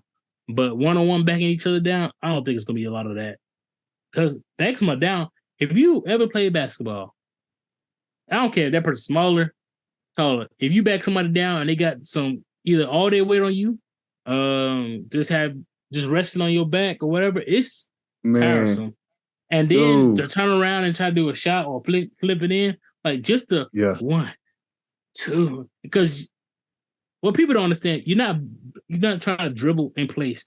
You are trying to move that person backwards so you get closer to the basket. So it's like that in itself, that 30 seconds or less than 30 seconds you have for that play, battle of just backing somebody down, that alone is tiresome. So it's not like you can do that going back and forth. So I feel like it's gonna be a lot of perimeter play anyway. So yeah, man. Yeah. But in terms of Embiid and the MVP, I feel like it's not gonna be taken away from it. I just feel like the discussion is gonna be had. Whereas if say Jokic doesn't win, nobody feel like it was a close race. Embiid got it. If Jokic wins, if Jokic wins, it's gonna be like, you know what? Feel like Embiid was a close one. Maybe Embiid shouldn't have got that one. You see how he played in the sixth, like his sixth. I mean, people already kind of feeling like that before. People already kind of feeling like that mainly because even before it even started, because it was really up in the air. Where, like I said, I feel like literally if let's say Giannis got it last year, they would have given it to Jokic this year. Yeah. Or if Embiid would have got it last year or something, you know what I'm saying? It would have been easy. It would have been easy. I mean, he just played so well, like to where you're just like, how did you do this? How does he turn it on the way he turns it on? Like to me, I think that we already are looking at Embiid like, bro, we get why you got it, but it's a Steve Nash MVP. And Steve Nash, I don't want no smoke. You know what I'm saying? Look, man, I'm a Kobe fan for life. Like, Gotcha. All right, I got two more topics, NBA, and then we're gonna jump into the movie review real quick. We'll touch on real quick. Warriors Dynasty, is it over? Yes, no. Warriors Dynasty, it may be on pause. We'll say that ain't yes or no. That ain't yes. Yeah. I will say, okay, we can tell, we can see what moves get made in the offseason on what it is. Because I feel like if they switch up the whole little who go where, blah, blah, blah, I feel like it's over because you're getting rid of that original core. You're getting rid of, that chemistry. And even the players that they still trying to bet on.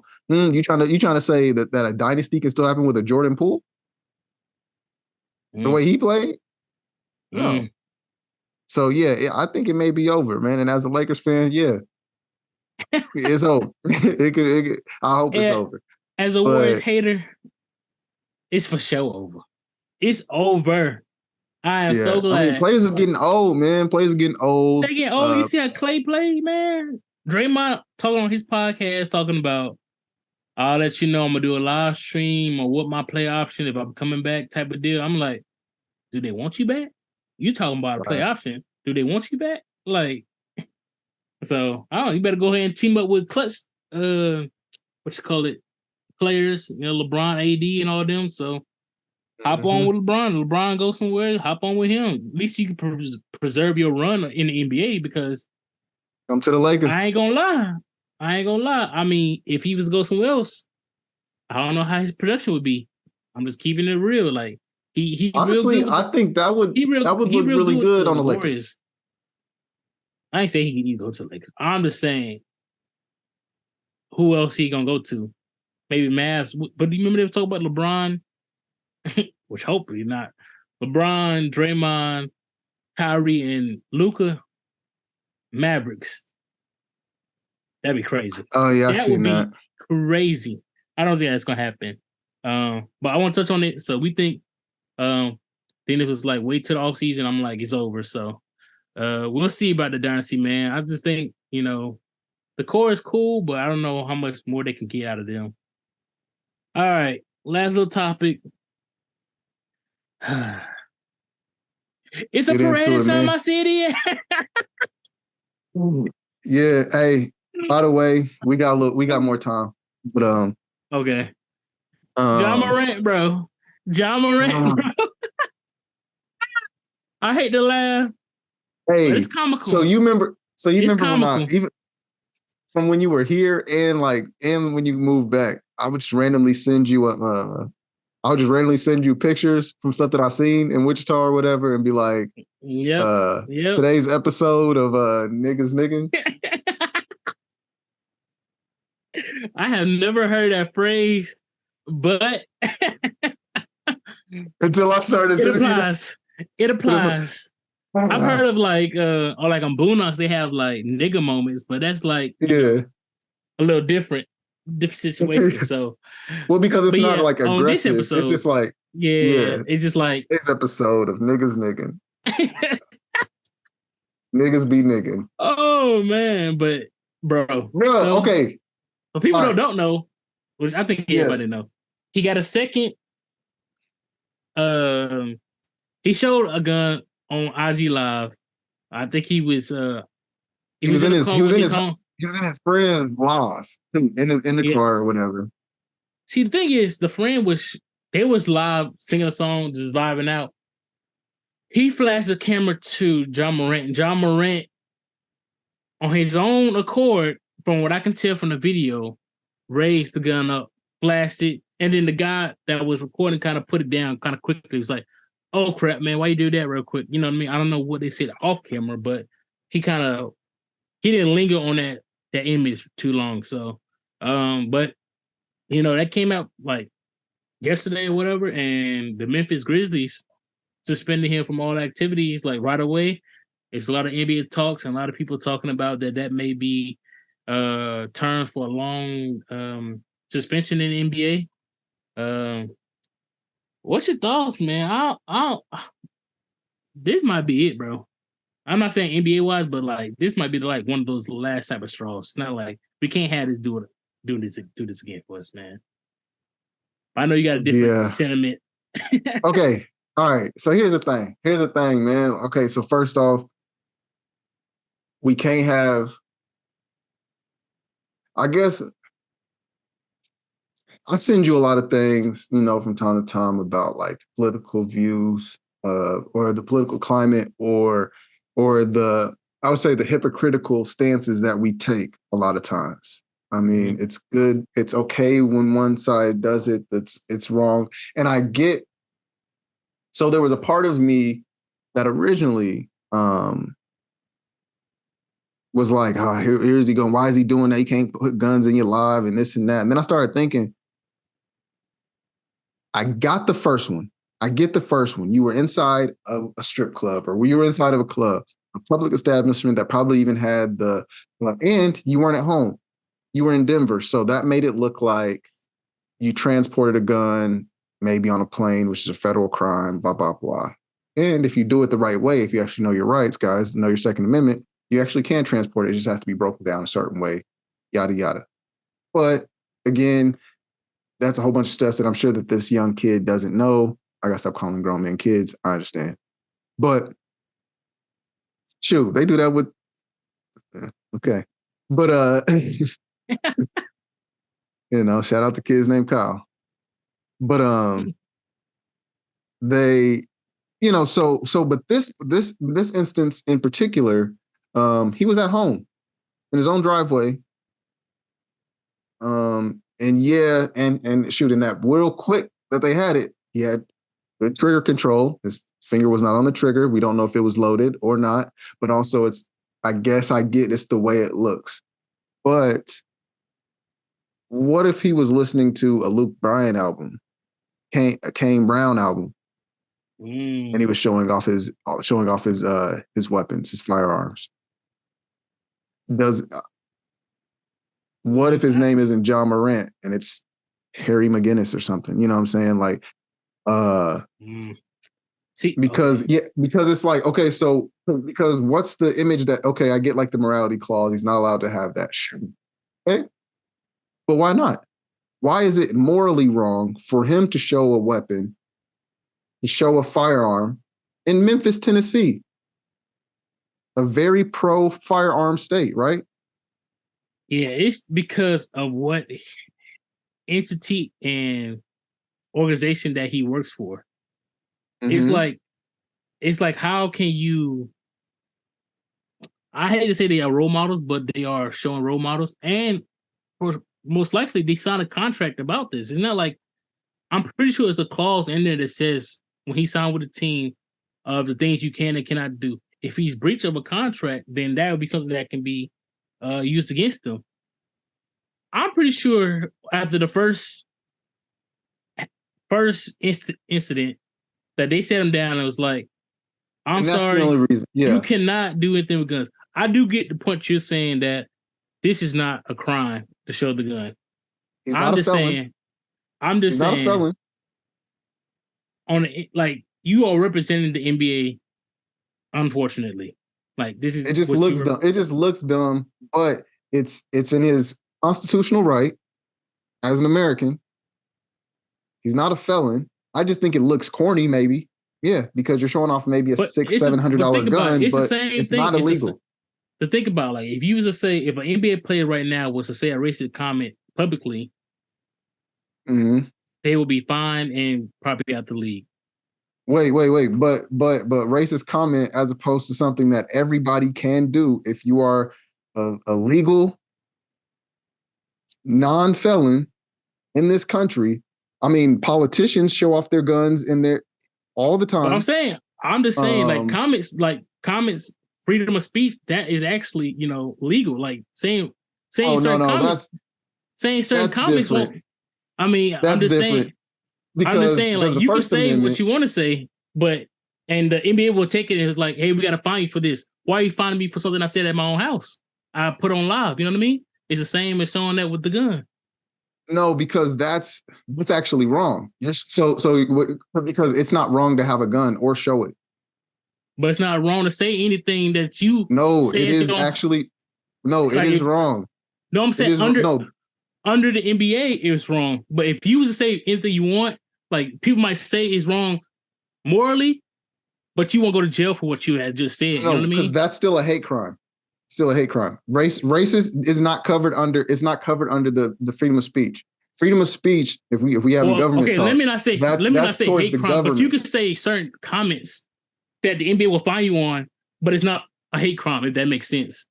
I'm not saying like it's certain comments that you like can if say, you say like anti-China stuff or whatever. Yes, they can be like, hey, like it's certain comments that you can't say under the NBA, but if you was not part of the NBA, you could say, if that makes sense. It's the same with this incident, I would say.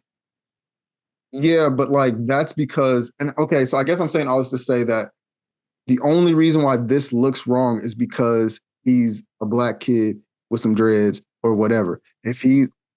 Because they want to, it's very quick to show us looking like thugs for doing regular things. If he was someone else, it's not, because anybody can have a gun.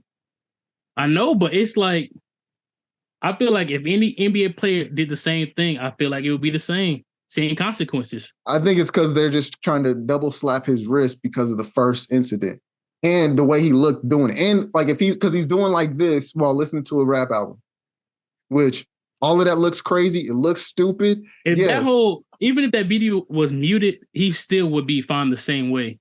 Because he's doing like this or whatever. But if he was just like, here's my gun, here's my firearm collection, and just showed off his firearm collection, he would not get fined for that.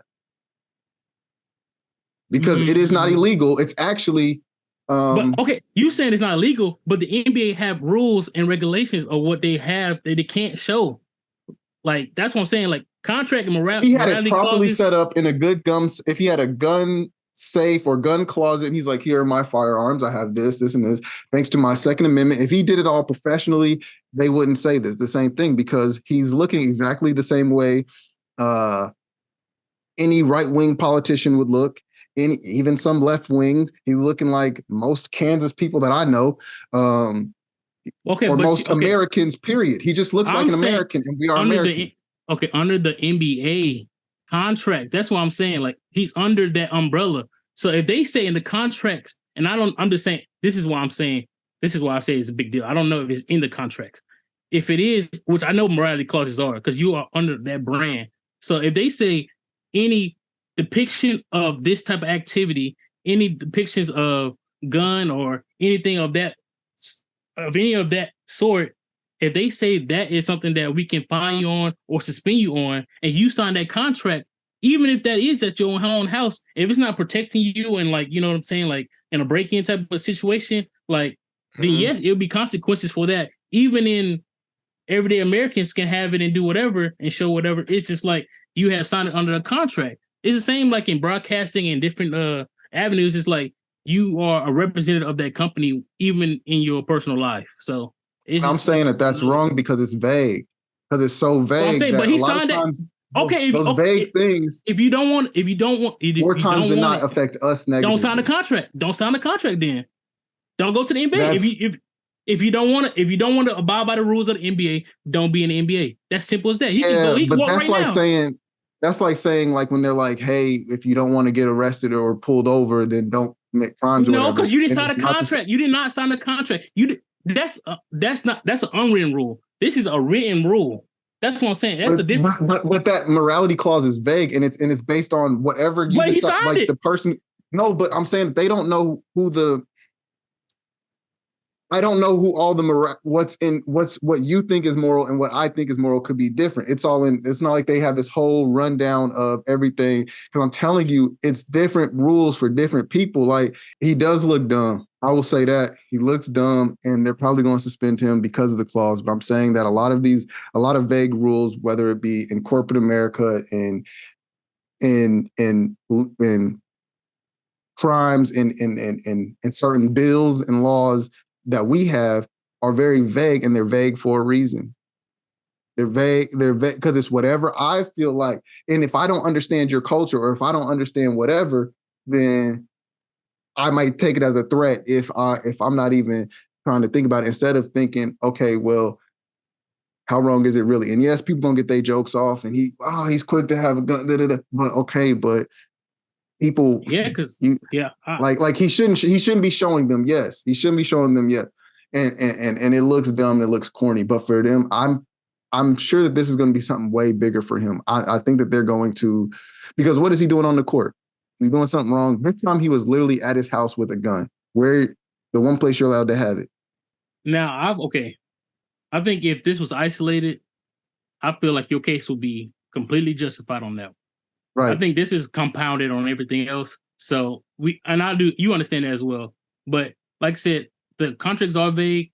If he doesn't have that clarity on his side from a lawyer or that personnel from the team, unfortunately, I mean, unless you take him to court, once you sign the contract, vague or not, this is under the confines of that contract. That's all I got to say. It's open to interpretations. Yes, I get that. And I just think it's messed up. If you don't get that clarity, it's like that.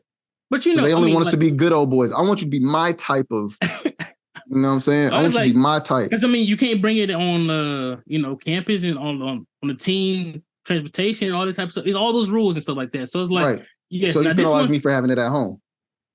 This one, like I said, maybe, and we don't know. I mean, we don't know after the first incident if they said, sorry, you can't show this on social media. We don't know what happened. Obviously he shouldn't. You think he's the only person in the NBA with a gun?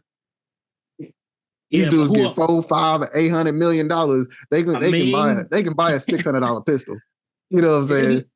I would say a high percentage, like 80% at least, have or own one. But how many of those we see have footage of them waving around right now? I mean, we got people in the NBA that's actual gang members, and sure they, but we don't ever see it. You know what I'm saying? So it's I'm not pointing out their names, but yeah. It's just like one of those, like, combining it with everything that we seen for sure. Unfortunately, man, it's a dumb mistake on his part. I don't know why he feel, and it's also the thing for me. Why does he feel the urge to show this when somebody's recording? Like when somebody's live, nobody. Now it'd be different, and this is how I was talking to some people. It'd be different if he had it out and a friend took out his cameras, like, let me record this. Somebody recorded before he had it out, and he was like, he even showed him. He's looking at the camera. Yeah, that's why I'm like, why you want to present that? Why you want to represent yourself that a certain way? Right. But to me, I'm like, he had 8 games suspension for the first incident. Regardless, the club owner said there was nothing going on, whatever. But hey, you got 8 games for that. After this one, I feel like it's going to be at least double games.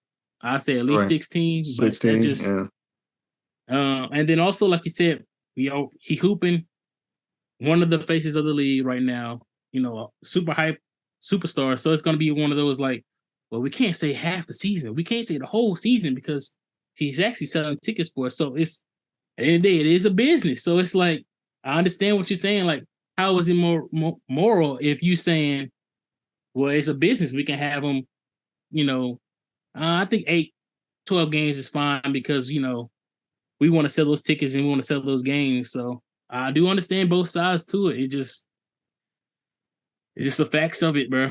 So I would just lean into it. Honestly, I think he goes through proper gun safety laws, and then even starts to, go to those courses or whatever, and then start showing them more, but in a more set up setting. He's walking around like, yes, a proper way to properly own a pistol like this one. See, it's in condition 4, rounded chamber. Here's this one. When he does that, he gonna be at the couch like you and me when he's doing those courses. Mm-hmm. He is no way. I mean, it'd be a good turnaround. I think it'd be good for his like, yo. No, I'm saying I learned that once something else happened and he had the league, he can do that. But doing with what he has now, if he came to the league, it was like, all right, I'm doing this on the side. This is my little business. But after what's going on and then try to shift the gun safety, I don't know. I can't see. Oh, no, I'm saying like this could be part of his whole like apology showing changed behavior and that I'm learning and evolving. I think think about that. Like, okay, if a person got started, I don't know, it's kind of like even though I don't know. I don't want to get into whether he did it or not or whatever. The Deshaun Watson in the NFL, all the stuff with getting happy endings and the sexual harassment and all that. So what he did on his reformity tour, I don't know, his reform campaign, he donated money to women's shelters and all this. And hey, I'm, changing. So like, or how afterwards, a lot of times people will, when they get caught with drugs and alcohol and all that, they go to rehab and all that, right? So this could be like his gun rehab type of thing. Like, oh, I'm learning proper safety. I'm learning this. I mean, it's as American as apple pie, man. I'm telling you, like. No, I get what you're saying. If he go on that redemption tour, the only thing is he already had a short stint of this already. Now, unless he do like a full extensive thing, which I don't see he haven't had the capacity doing. I'm sorry. I don't see him doing it. I don't see. That's what I'm saying. Like, this is what he should do. Whether he actually does it or has the mind to do it, those are two different things. I'm saying that's what he should do. But yeah, okay. He should do that. Because remember, he went away before. He went down to Florida and did the whole like, yo, I'm this and this, and then immediately went back. Yeah, the interview. I'm like, now the interview to me looks staged. Like, hey, I'm gonna ask you this question for sure. Say it like this, But for sure, I mean, once you at least he, like, to me, that's like I'm owning up to my mistakes. I'll be more mature going forward. And then after 2 months, like, now at the same time, that little stint he had in Florida was super short. Like, he probably went there, took a nap, and left. Like, I don't know how short what he actually did down there. Like, most people were saying, like, most parties like that, at least to be successful, or at least kind of helpful, is at least 2 weeks to a month process. Right. It's only about a month for like rehab type things. Yeah. So like for him to do it so quickly, it's one of those like, how can he really, rehab after that? So, but yeah, man, I hope for the best. He got no more incidents, but I say if I was really predicting, I say in another year, another incident will happen that will force the NBA hand. Now, he is bringing a lot of money. He also have a whole bunch of endorsements. So I can't say they're going to be like, boom, you out of the NBA. But, contract situations, he kind of fell off on all NBA. People suspect that because of the incidents that he had off court leading to that, which, because I was like, if nothing else, he should be third all NBA for sure. And, that's $40 million. Now, people was like, he's already making millions of dollars. But when you bought enough to exceed your contract and get the extra $40 million, and because of off-court incident is what's causing your, people put that in we're talking about NBA on the court teams. Yes. For sure, other stuff is impacting their votes. So, you know what I mean? Like, you want to think about your legacy and if he cares. I don't even know if he cares. That's all I'm saying. Like, right. That's the part. I think he just like I'm gonna have fun now. I'm gonna have fun right now. My family taken care of. Everybody's good right now. We're gonna have a good time, and NBA is gonna have to deal with it in my antics. That's how it come off. Maybe. Yeah, that's what it look like now, and I hope it's not. I hope, I definitely say that, like, because he's a kid. He's a young man. He's still very early on, to where a lot of times we have to wait, sometimes for people's maturity. I mean, before Malcolm X was Malcolm X, he was Malcolm Little. You know what I'm saying? Before, Sean Carter, before Jay-Z became who he is today, he was who he was back then. And back then, that wasn't too much of a role model, but maybe now. Or, you know what I'm saying? So you have to keep room for growth. So he's in that early stage. And of course, some people mature way faster. There are I agree. Players that went through a lot, and maybe he ain't have enough struggle yet. Maybe he just because I get and maybe he doesn't know that you don't, just because you like certain artists or you like the music of those people doesn't mean that you have to recreate. Maybe he has too much money so he can recreate it. That's why I was like, I think it's the money. Me back in the day, when I was 18 through 22, I love listening to Wiz Khalifa. Now, I didn't smoke weed at the time, but I got a lot of tattoos, because that was my little part, and I had my Navy money or whatever. So maybe there's that to it when you got your money, plus you like this type of music or whatever. I don't know. But he has to know that, dude, you don't have to emulate. I also used to listen to 50 Cent, and I never flipped a pack in my life. I never was shooting at people. Well, besides Navy stuff, but like I never was trying to be that. I listened to the game. I never became a blood or Lil Wayne. Lil Wayne was the hottest rapper for the longest time throughout my high school, and I never joined the gang. I got a funny story about the time about that.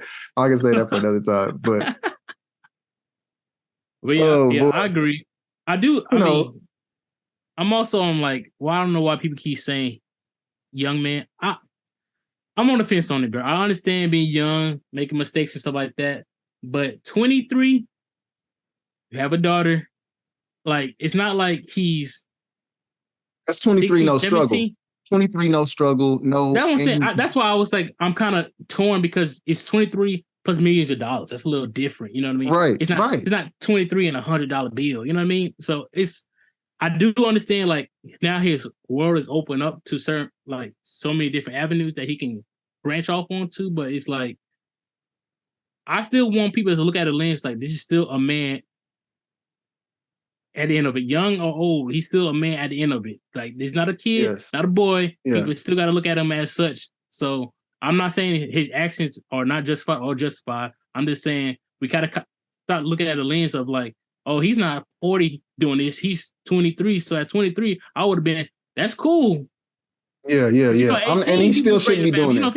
People are grown. Yeah. Like I said, people mature at different stages. But like at the same time, like I just don't want people to look at him as the lens of a boy. This is still a man. A lot of options, a lot of money, but still a man. Right. So. And yes, that is true. I mean, but and I think there's also a certain thing of or it's not certain thing, but there's such thing as arrested development. If we look at like child stars, how they start going off the deep end and all that when they because they've been famous their whole life, they only know one way, or they talk, man, there's an Aaron Carter documentary on I think it's on Hulu. And I haven't watched it yet, but I've seen from like the commercial of it, the previews of it, Aaron Carter, his brother Nick Carter and the rest of the Backstreet Boys were like, yo, we brought Nick's little brother on tour and they loved him right away. So from like 9 and up, Aaron Carter thought this was he thought this was the real life. He thought this was the real world. So like he has this one view, so he's able to get drugs easy, alcohol, party, all this. So his mind's kind of stuck in that level of maturity to where even when you get older. Now, yes, he wasn't famous at 6 or whatever. And he wasn't even like a top prospect at first. Got it. He wasn't even like a Zion who we've been looking at him since he was, 13, 14, dunking on all those kids or whatever. But like 19, and on top of that, the top players in your city, I am positive because of even some of the players that I know from here who you guys probably don't even know. You guys have never met. There's only like 1 or 2 that from here that you guys know because they went to the NFL.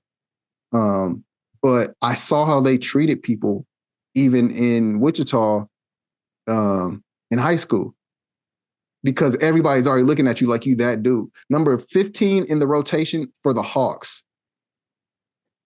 was that dude in his city. Yep. So he already started getting treated. You already get to get stuff for free. You probably get in the club before you allowed to. You have a certain level of celebrity in whatever small town, big town, whatever that you're from. So you can multiply that when you get to the top prospect or even the top player on an NBA team. Those dudes have been looking at like almost like gods. You know what I'm saying? Like anything like they're signing autographs at 15. You got grown men walking up to you wanting you to sign stuff at 15, throwing you money, doing all the stuff that they talk about in like the LeBron documentaries. So yes, there's that arrested development of I am almost untouchable. I'm almost like I can do whatever I want and there's no consequences. Well, now he's starting to see the result of those consequences. Now, do I think that he should be kicked out the league? No. And do I think that this if this was an isolated incident, I don't think it's that bad. But I get that it's like, bro, like you just got in trouble for the gun thing. Like, or you just got in trouble for it. Like maybe you stop it after the first time. Don't wait until it's a hole. You know what I'm saying? And his friend tried to help him. You know, how about there's nothing wrong with just showing the fingers, man. We get it. You probably got it. We've seen you with, you know what I'm saying?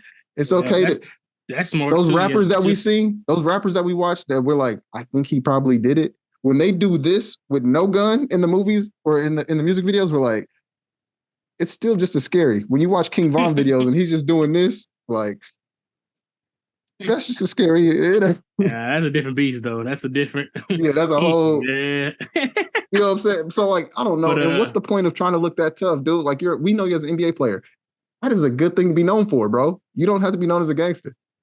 Everybody know his background for the most part. Right. So it's just one of those, man. I wish the best. That's all we can do. To me, like I said, he could have been. I don't think it's going that way anymore. But he could have been the face of the league, not just a face. I believe they will be pivoting from this opportunity, unless at the next 2 years, like, because I was saying like next year or two is him, but I don't. He needs a new rebrand, I think. Yeah, maybe need a haircut.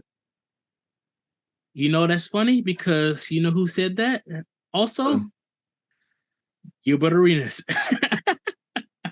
Gilbert Arenas said, if I was giving advice to Ja after this versus incident, he was like, it's going to be a struggle.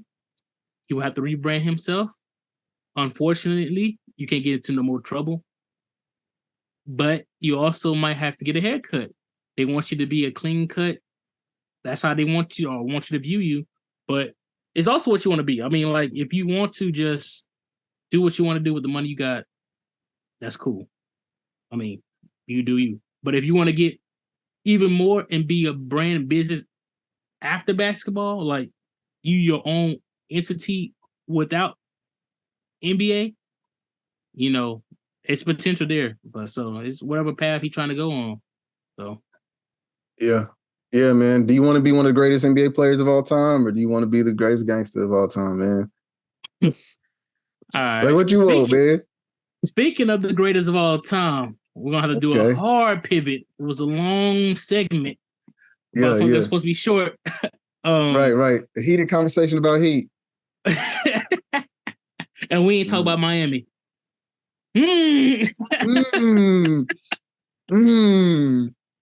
All right. So we both saw the movie Air. I have my thoughts, and I'm coming from it for more of a loving basketball shoes, Jordans, and sneakers. I'm coming from that aspect. How did you like it? I didn't really see too much on the trailer. I kind of knew who played who, but what are your thoughts on the movie, man? Did y'all enjoy it?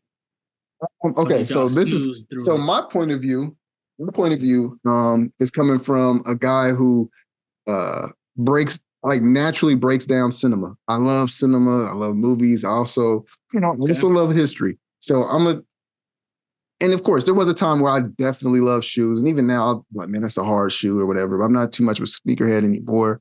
But the history of this was really cool. It did kind of suck to like watch this movie and like already know. You know what I'm saying? He went with Nike. Like, so like the suspense wasn't there because it's like, yeah, we get it. But also, it was pretty cool to see how he did it and how much like people was like, bro, we not going over him. And for me, as a basketball person who loves the history of basketball and all that, knowing about the NBA climate, because I don't know if you saw, like, well, of course you did. So, like, when he went to the grocery store or whatever, to the little corner store or whatever, and the cashier was like, man, he's too small. He's like, what do you think about this Michael Jordan guy? Man, he's too small. I think Sam Bowie's got it, and this and that. Like, I'm glad that we got him because he was in Oregon. They were in Oregon. So, like, of course, the people in the city were Blazers fans. And so they're like, oh, because Sam Bowie, I looked on there, he's 7'1". So back then, the players that you wanted were the really tall. Obviously, I mean, of course, in basketball, that's what you kind of want. But like, they prioritized marketing behind them. because you got to think, of course, you had the Bird and Magic, but before that, even you had Kareem, Will, Bill Russell, all that. You know what I'm saying? So like, he even said that he was too small because the people that they marketed behind was power forwards and centers and stuff like that. To where even yes, Magic was a point guard, but he was also 6'10". So still the big player. So you would see Jordan 6'6", 6'8", 6'6". Yeah, 6'6". So yes, that looks really small in comparison to these 7-footers. So like, also seeing his how frame, much, I think too. yeah, and he was skinny, knock-kneed.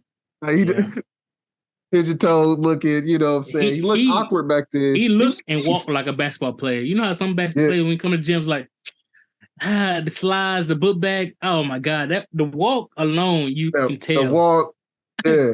He looked like every time you in the Y or wherever you at, you see him walk in with that walk.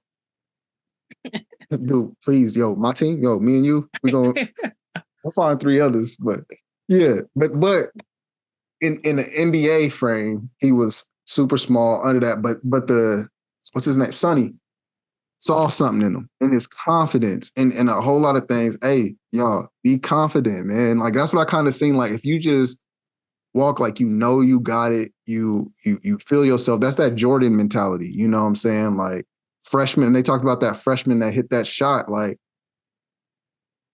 he had that, and that's what he saw. Like, yo, pass me the ball so I can shoot. As a freshman, you not look like normally they're scared. They don't know. He had that. And so I thought it was really cool historically to see like how even like the Phil Knight, like, and then all the other people, the other Harold White and all that, the way they just kind of said, hey man, we scared about this. We might lose this whole basketball division because people don't like, you know what I'm saying? And there was a little thing. There's another thing that like when he talked about like running shoes, we do running shoes here because people wear running shoes when they go running. They also wear them when they go to the store. People don't wear basketball shoes. People don't wear basketball shoes for that. They wear basketball shoes just to play basketball, and then they take them off and put their running shoes on. And the Michael Jordan, the Jordan Air one, the Air Jordan 1, knowing how much that changed, like that's how they thought to how it is now, was really cool to me because like literally when you go run your errands, what do you wear? Yeah, gonna be some Jordans. Like, you don't just wear Jordan 1s to go hoop. Matter of fact, it's to the point where now I remember when I used to play ball. See, that's the crazy part. You can. We've changed it so much to where you don't even think about it no more. To the point where I used to go hoop in Jordan 1s. People be like, what are you doing? I'm like, what are you talking? Literally the first elite basketball shoot. I mean, eventually I've changed up, but I ain't gonna lie. Nobody, even Jordan, should have been hooping in Jordan 1. Because they said the way it constructed on his foot when he played, like, it caused so many injuries and stuff like that to him. Like, it was a bad. They said he used to start bleeding afterwards. That's why they changed the models up so drastically because of how the 1s and 2s did to his feet and stuff like that. He didn't like 2s at all. Like, dude, and then you see someone hooping Jordan 3s and Jordan 3. Man, those are just for the club. Those are just for the.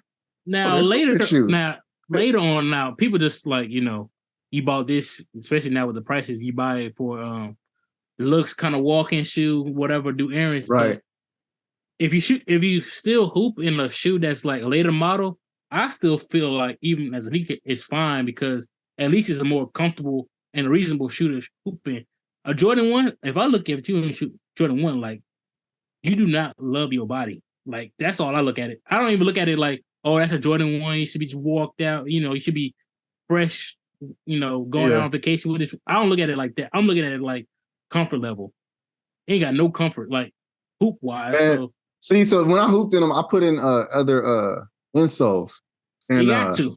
I put in other insoles, but also it's because, man, I kept hurting my ankle so much, man. Like, it just, and like sometimes you got mentally. A good tie down. Yeah. Yeah. Mentally, it made me feel better than when I wore like lower shoes. When nowadays they do that. and you're supposed to have. I've talked about that before. Mobile joints, stable joints, but like I don't know. So, but back then it's changed. We've changed our mindset so much, and it showed even in that movie. And I thought that was really cool. And like how many rules he had, quote unquote rules he had to break to be successful. Guys, when you want to change the culture, when you want to do something, you have to go outside the norm, man. Like, shoot, I remember. I mean, I ain't trying to always bring it to myself, but like it is a very inspiring movie. I'll just say to myself, like to me at least, outside of just the cool story of how Jordan got to Nike and all that. And then when you saw those numbers afterwards, you're like, what? He's like, yeah, the most we've made is 3 million, you know. He's like, how much you'll probably make us 3 million in a year? Sure. And it quickly was like the first year he made $160 million. But, like, yeah. I mean, okay.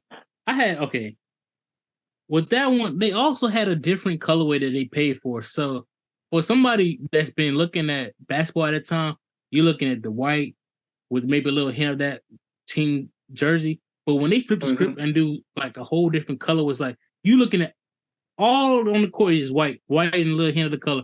And on the court, you just see this huge all red shoe. And it's like they said, they know the NBA is going to be talking about it because it's going to be banned. It's going to be on the papers. And at the time, like that's at the time where you either saw it or you read about it. So when they had to keep talking about it, many people was like, oh man, I want to shoot that Jordan got because, you know, nobody else can actually wear it. And, you know what I mean? Like, so also, yeah, it's like the outlaw like marketing shoe too. For it is, yeah. So they it's a shoe right now called a banned Jordan 1 that goes for a lot because it's one of those colorways that was truly banned from the NBA. Yeah, I think it was like red and black one. So it has a red X on it that Jordan had put an X on. So it's like it's one of those like it's crazy. Now, from my perspective on the movie, now I came from it as now I do like movies. I don't maybe not break it down cinematic as much, but I do love a good movie, how they break this stuff down. I do love the perspective of his mom. I think that was honestly think they should have did more of a documentary of the mom and maybe not much as Nike, if that makes sense.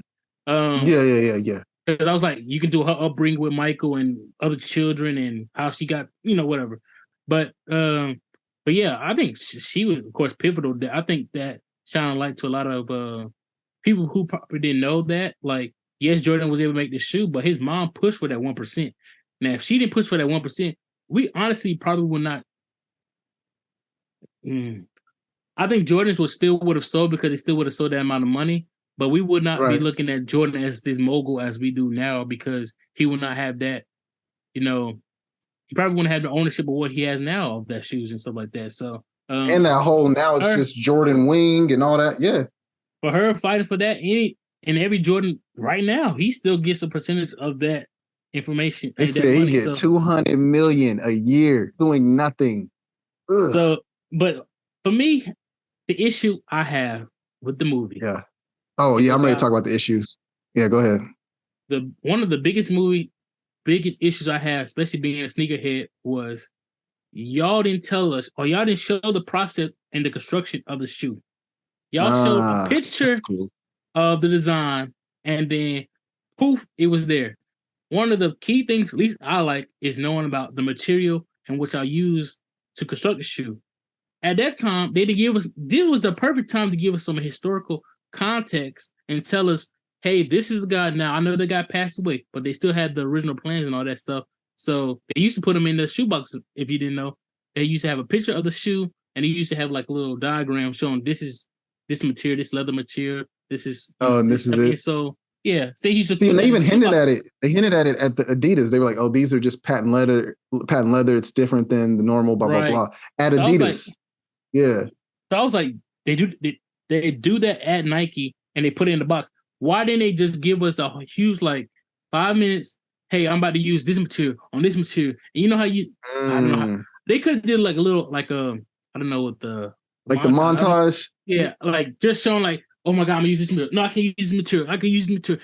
Boom. You know what I mean? That could be a huge that the birth of the Jordan 1 is so huge for Nike. I would have thought they would have made that moment even huger. Now I know they was talking about like just signing Michael was more huge, but I was like, without him liking the concept of the shoe, he would not have gone that way. So I was like, for a movie, and it's a movie about shoes. It's a movie about the shoe, not company. Yeah, exactly. Because like, they didn't even show his face. So yeah, I think they said Jordan had something to do with that as well. So he didn't want to be shown, whatever. But so it's like the issue is, I'm like, for it to be about a shoe company, about Jordan liking this shoe, the birth of the Jordan 1, how come they didn't, like, to me, it doesn't have to be like 30 minutes, 5 minutes. That person just going through the motion. It could be like rampant, because it's supposed to be in 2 days. He's supposed to finish it and everything, have the design ready for the presentation. He should have went. I feel like he should have been going rampant. Crazy trying to figure out materials. Boom, I got it. This is it. And then also like coming up with the name, I feel like it wasn't that easy. Just saying air, unless it came up that way, I don't know. But I feel like they should have like did more brainstorming. Like, oh, we wanted to do this, or like it originally was going to be called this. You know what I mean? Like I feel like that was more brainstorming. Well, unless it did. Like that's what I said. I don't know if it did. Also, it was because remember he was coming up with some other shoe called the Air Soul. So he was like, well, instead of the Air Soul, what if it's Air Jordan? And then boom, because they wanted to be centered around Jordan, the one person. Because I think what they were going to do was, and this is just me thinking about it now, when they were going to do like, they wanted to pick 3 players. And they were like, what if we just did the one player? So the Air Soul was going to be like the concept that they were going to have for those 3 players. They were all going to be Air Soul, Nike athlete thing. So they were like, well, it's just the one guy. So boom. Right. Now, the other piece I had was, where is the footages? Y'all can't tell me y'all was not recording. They had the ability to record back then. They had documents. It's still documentary type. Like, I know, but like even at the end, like in the movie, like how the credits they're supposed to have, they show pictures of like how they people look. like Phil Honestly, how they look. But he ain't show like actual raw footages of stuff. Like, you might be too young, man. Your youngness might be showing, bro. Because think about this: in 1984, yes, some people were, but I remember in 90. Well, not remember, but in 91, 92, my dad, and of course, my dad had way less money than the executives at Nike, but like the cameras that people had and they used to walk around with, when you saw the camera and like if somehow my dad showed you my first, second birthday, the camera he holding is like huge. No, I'm not. I'm just saying. You didn't tell me you want to walk around. They had doing that this the whole time. Yes, they had that media. They had the scouts that had those cameras and stuff like that was going to those because that was the guy's job. Show us the footage of the game footage. Not okay. The game footage, or like I know they had footage of that process as well. Like not, of course they didn't want to expose, like not expose, but like divulge everything they did and like, oh, this is actually how it actually looked. They probably don't have that like we go around with our phones, but for sure they had like meetings and presentations or took photos. It took photos when Jordan, if nothing else, to give us the photos and like different things like, oh, this is how we was in the meetings. Now they showed like Phil Knight like with his car and like they had the footage of his car moving. What is that? Yeah, that's true. Like, I don't know. I just know that also our mindsets was a little bit different. Yeah, they should have been, and they probably should have been a little bit more. But I know they were any footage. Back then they was quick to take out there. They was quick to pick up the camera, the camcorder or whatever, the Polaroid or the whatever to get a picture. Back then, it wasn't so. You can't tell me they ain't got a whole bunch of footage on that. They got a whole bunch of footage they could have showed. True. I feel like they could have just showed it at the end. Maybe they didn't have to put it during the movie, but yes. But yeah, I think. I don't know. To me, I feel like go ahead. I was gonna say like okay. So my only thing was like sometimes when they would get into their little like tell the future shit, I was like, why y'all don't know. That one like okay, like knowing like having foresight that I think he might be a dude coming up.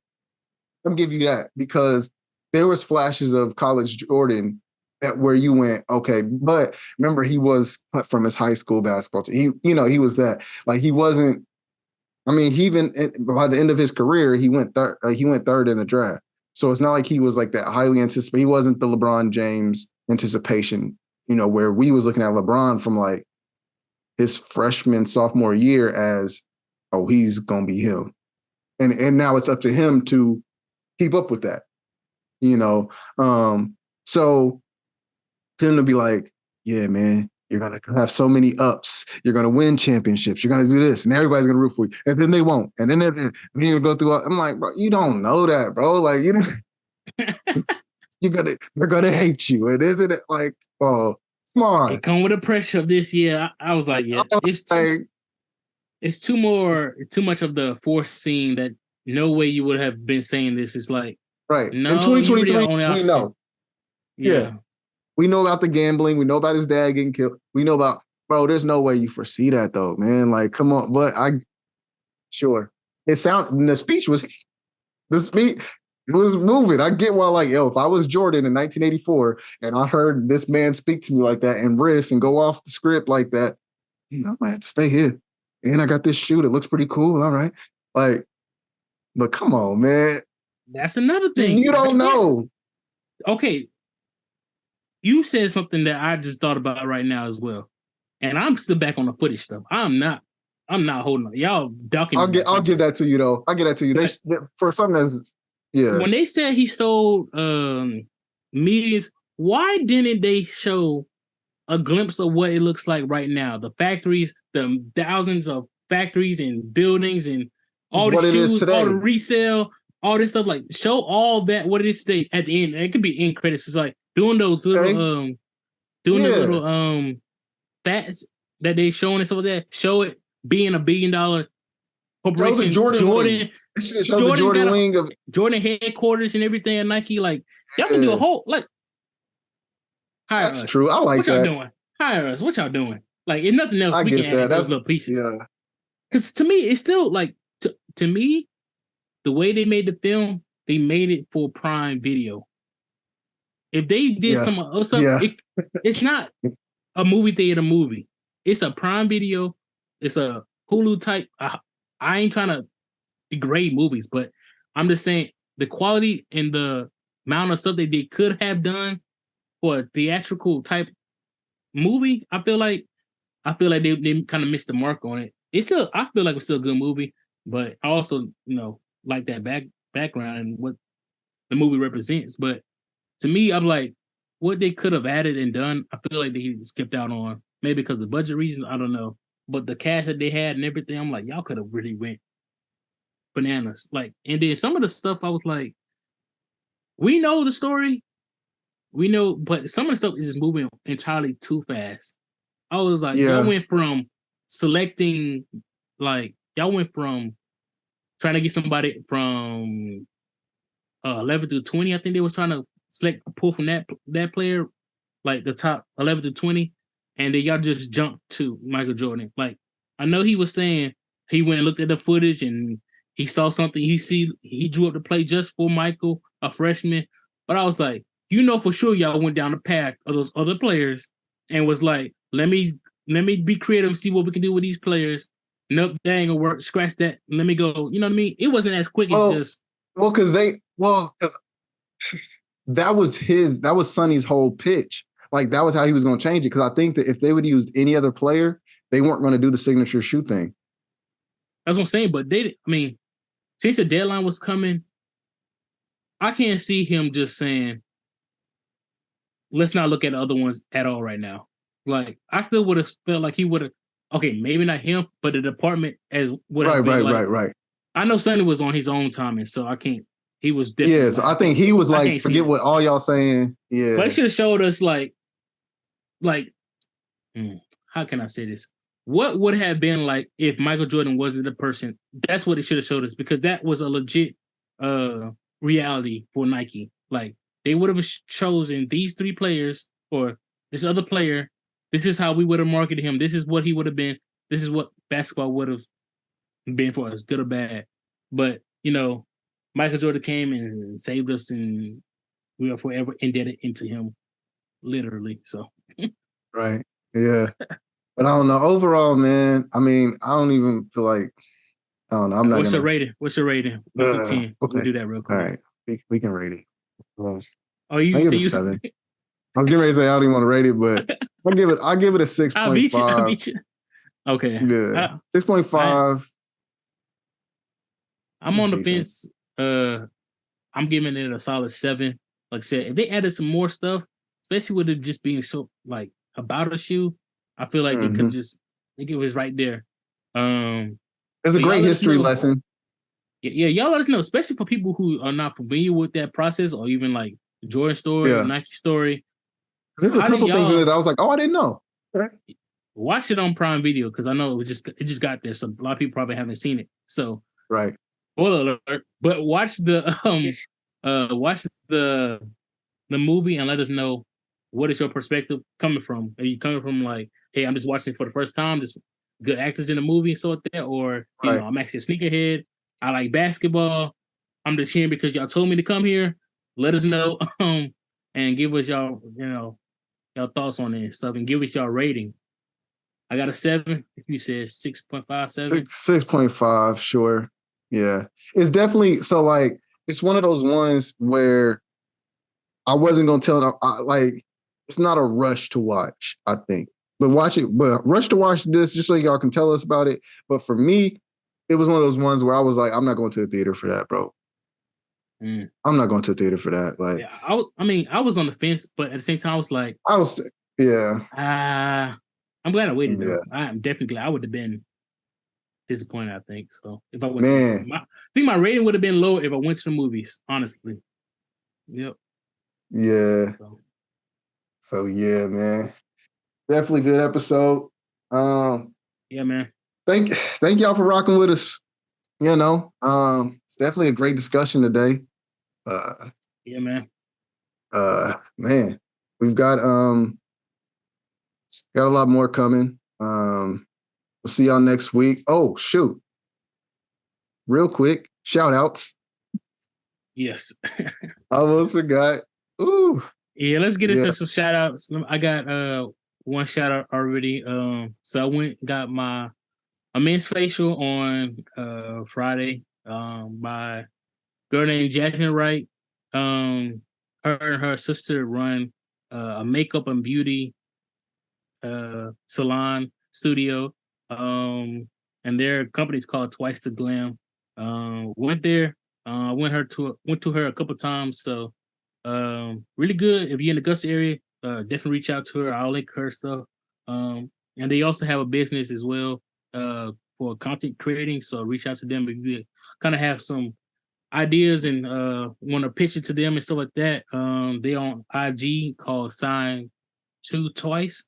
So definitely check them out. But yeah, look for them in the future. We might have a guest episode with them as well. So be on the lookout. Okay. For me, man, so it was real quick. And I don't really have a business this week or creator. I just want to give shout out to one of my kids. Sounds literally though this time.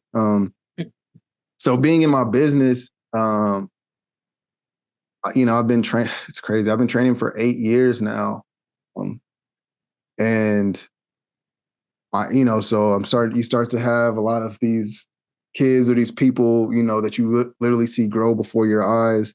And when I first got started training, I didn't quite have any clients, but I was also being a strength conditioning coach for Wichita Hoops, Next Level Hoops Academy, where I was doing like the strength conditioning work for a lot of the teams there. And there was a couple kids that would like stand out, and I'm like, okay, that kid has good work ethic. I'm not really looking for NBA. Some of them I was like, oh, he might go to the league of something, but a lot of times I like the kids that just listen, because a lot of times when whole teams of kids, fifth graders and fourth graders or whatever, kindergartners, you're just basically babysitting for 25 minutes, right? All right. But there's one kid that just had this, like, I don't know, this eye of just wanting it, man. Like, and he would just, yes, coach, whatever you need me to do. Da, da, da, da. You know what I'm saying? He was just on it. The only one that would just be listening. And then his dad goes, hey, man, do you do these one-on-ones? I was like, man, I'm trying. I'm trying to get started into actually having clientele base. Like, yeah, man, how much for that? Told him about it. It's a fifth grader, man, at the time. A kid, Ben Davis, and he always had this eye, and he was just naturally just wanting to get better. And it was like, it's an attribute mentally that like you don't see in everybody. Even if they're just naturally good at something, sometimes they don't have that work hard and that strive to get better. And his sport ended up being football. And this, I actually have a topic that I was, wanting to talk about today, but we can talk about it another time, how a lot of times coaches can take the love of the game away from you. That's gonna be a good one. Yeah. With team politics, I know you're better than him, but that kid's dad bought us helmets or did whatever. The coach's goals and stuff like that. Like, or the coach's kid or whatever. Like, because, man, I helped develop this kid to where he was, I won't make it sound racy or whatever, but this kid was started to become black boy fast. This white kid from suburb, from Andover, Kansas was, not just me, but his hard work helped him increase his vertical from his sophomore year, went from 22 inches to 29. Like he went to this Oklahoma Sooners football camp, and when they was clocking him for his 40, he had a 4.5 sophomore year. I'm just like, he's coming. He's coming. I know he's going. I know I'm gonna be at the NFL draft with my kid Ben, man. And unfortunately or fortunately, I mean, luckily he's not a dumb kid. He's also was really smart, very good with science and math and all that. So even with his coach not helping him get the looks that he needed to get to at least go to the next level, he was still very smart. He's graduating summa cum laude from Andover High School. I think I'm saying that right. I don't know, man. I graduated with 2.45, so I don't. That's out of my. But yes, top of his class. Right. Yeah, he graduated top of his class. So yeah, big shout out to him. He just graduated. Was it yesterday? Either yesterday or today. But I went to his graduation party over the weekend, man. So big shout outs to my boy Ben Davis. Proud of you. You guys don't know how much you helped me. As much as you guys told me I helped you. So yeah.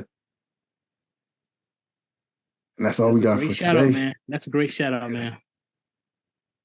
So, yeah, man, maybe I'll have him come on and talk about, because he's very big into sports. He always telling me he's listening to the show and stuff. So I know he's going to hear this. Yeah, man, him and his family been super supportive from the very beginning. When I was thinking about making DINO fit shirts, I was telling his dad, he's like, well, shoot, how much you need to get started? Well, shoot, I'll give you this and you just throw me and my family some shirts and that's it. I was like, oh okay. I guess I'm coming out with DINO fit shirts. This is back in 2016, man. Right. So, yeah, they've supported me since way, way, way back, man. My first solo client, actually, so all the way to that little scrawny little fifth grade kid, man, to now this 18-year-old, graduated from high school. I know that he's going to, I guess he's going to get into accounting and stuff like that, which I know, like, shoot, I'm going to need him in here in a few years, but yeah, man. So, but anyways, thank you, everybody. Good show today. We'll be back. We've got a lot of basketball. I know it's about to kick off and get even crazier than it has. So, yes, sir. Excited about that. Finals. Man, I know. We'll get back to anime soon. I'm telling y'all. Yeah. Right now. It's going to be after basketball. It's going to be after basketball. Yeah. Let's get through the finals, man. I'm telling you, man. I'm watching Demon Slayer. I'm getting into other stuff. So we'll get back into all that. But for right now, man, y'all stay tuned to the finals. Go Lakers. We got this. We're going to stomp Nuggets. All right, we'll see. But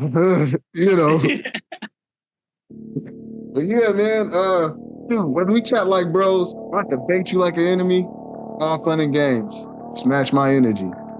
We gone. Just match my energy. Just match my energy. Yeah.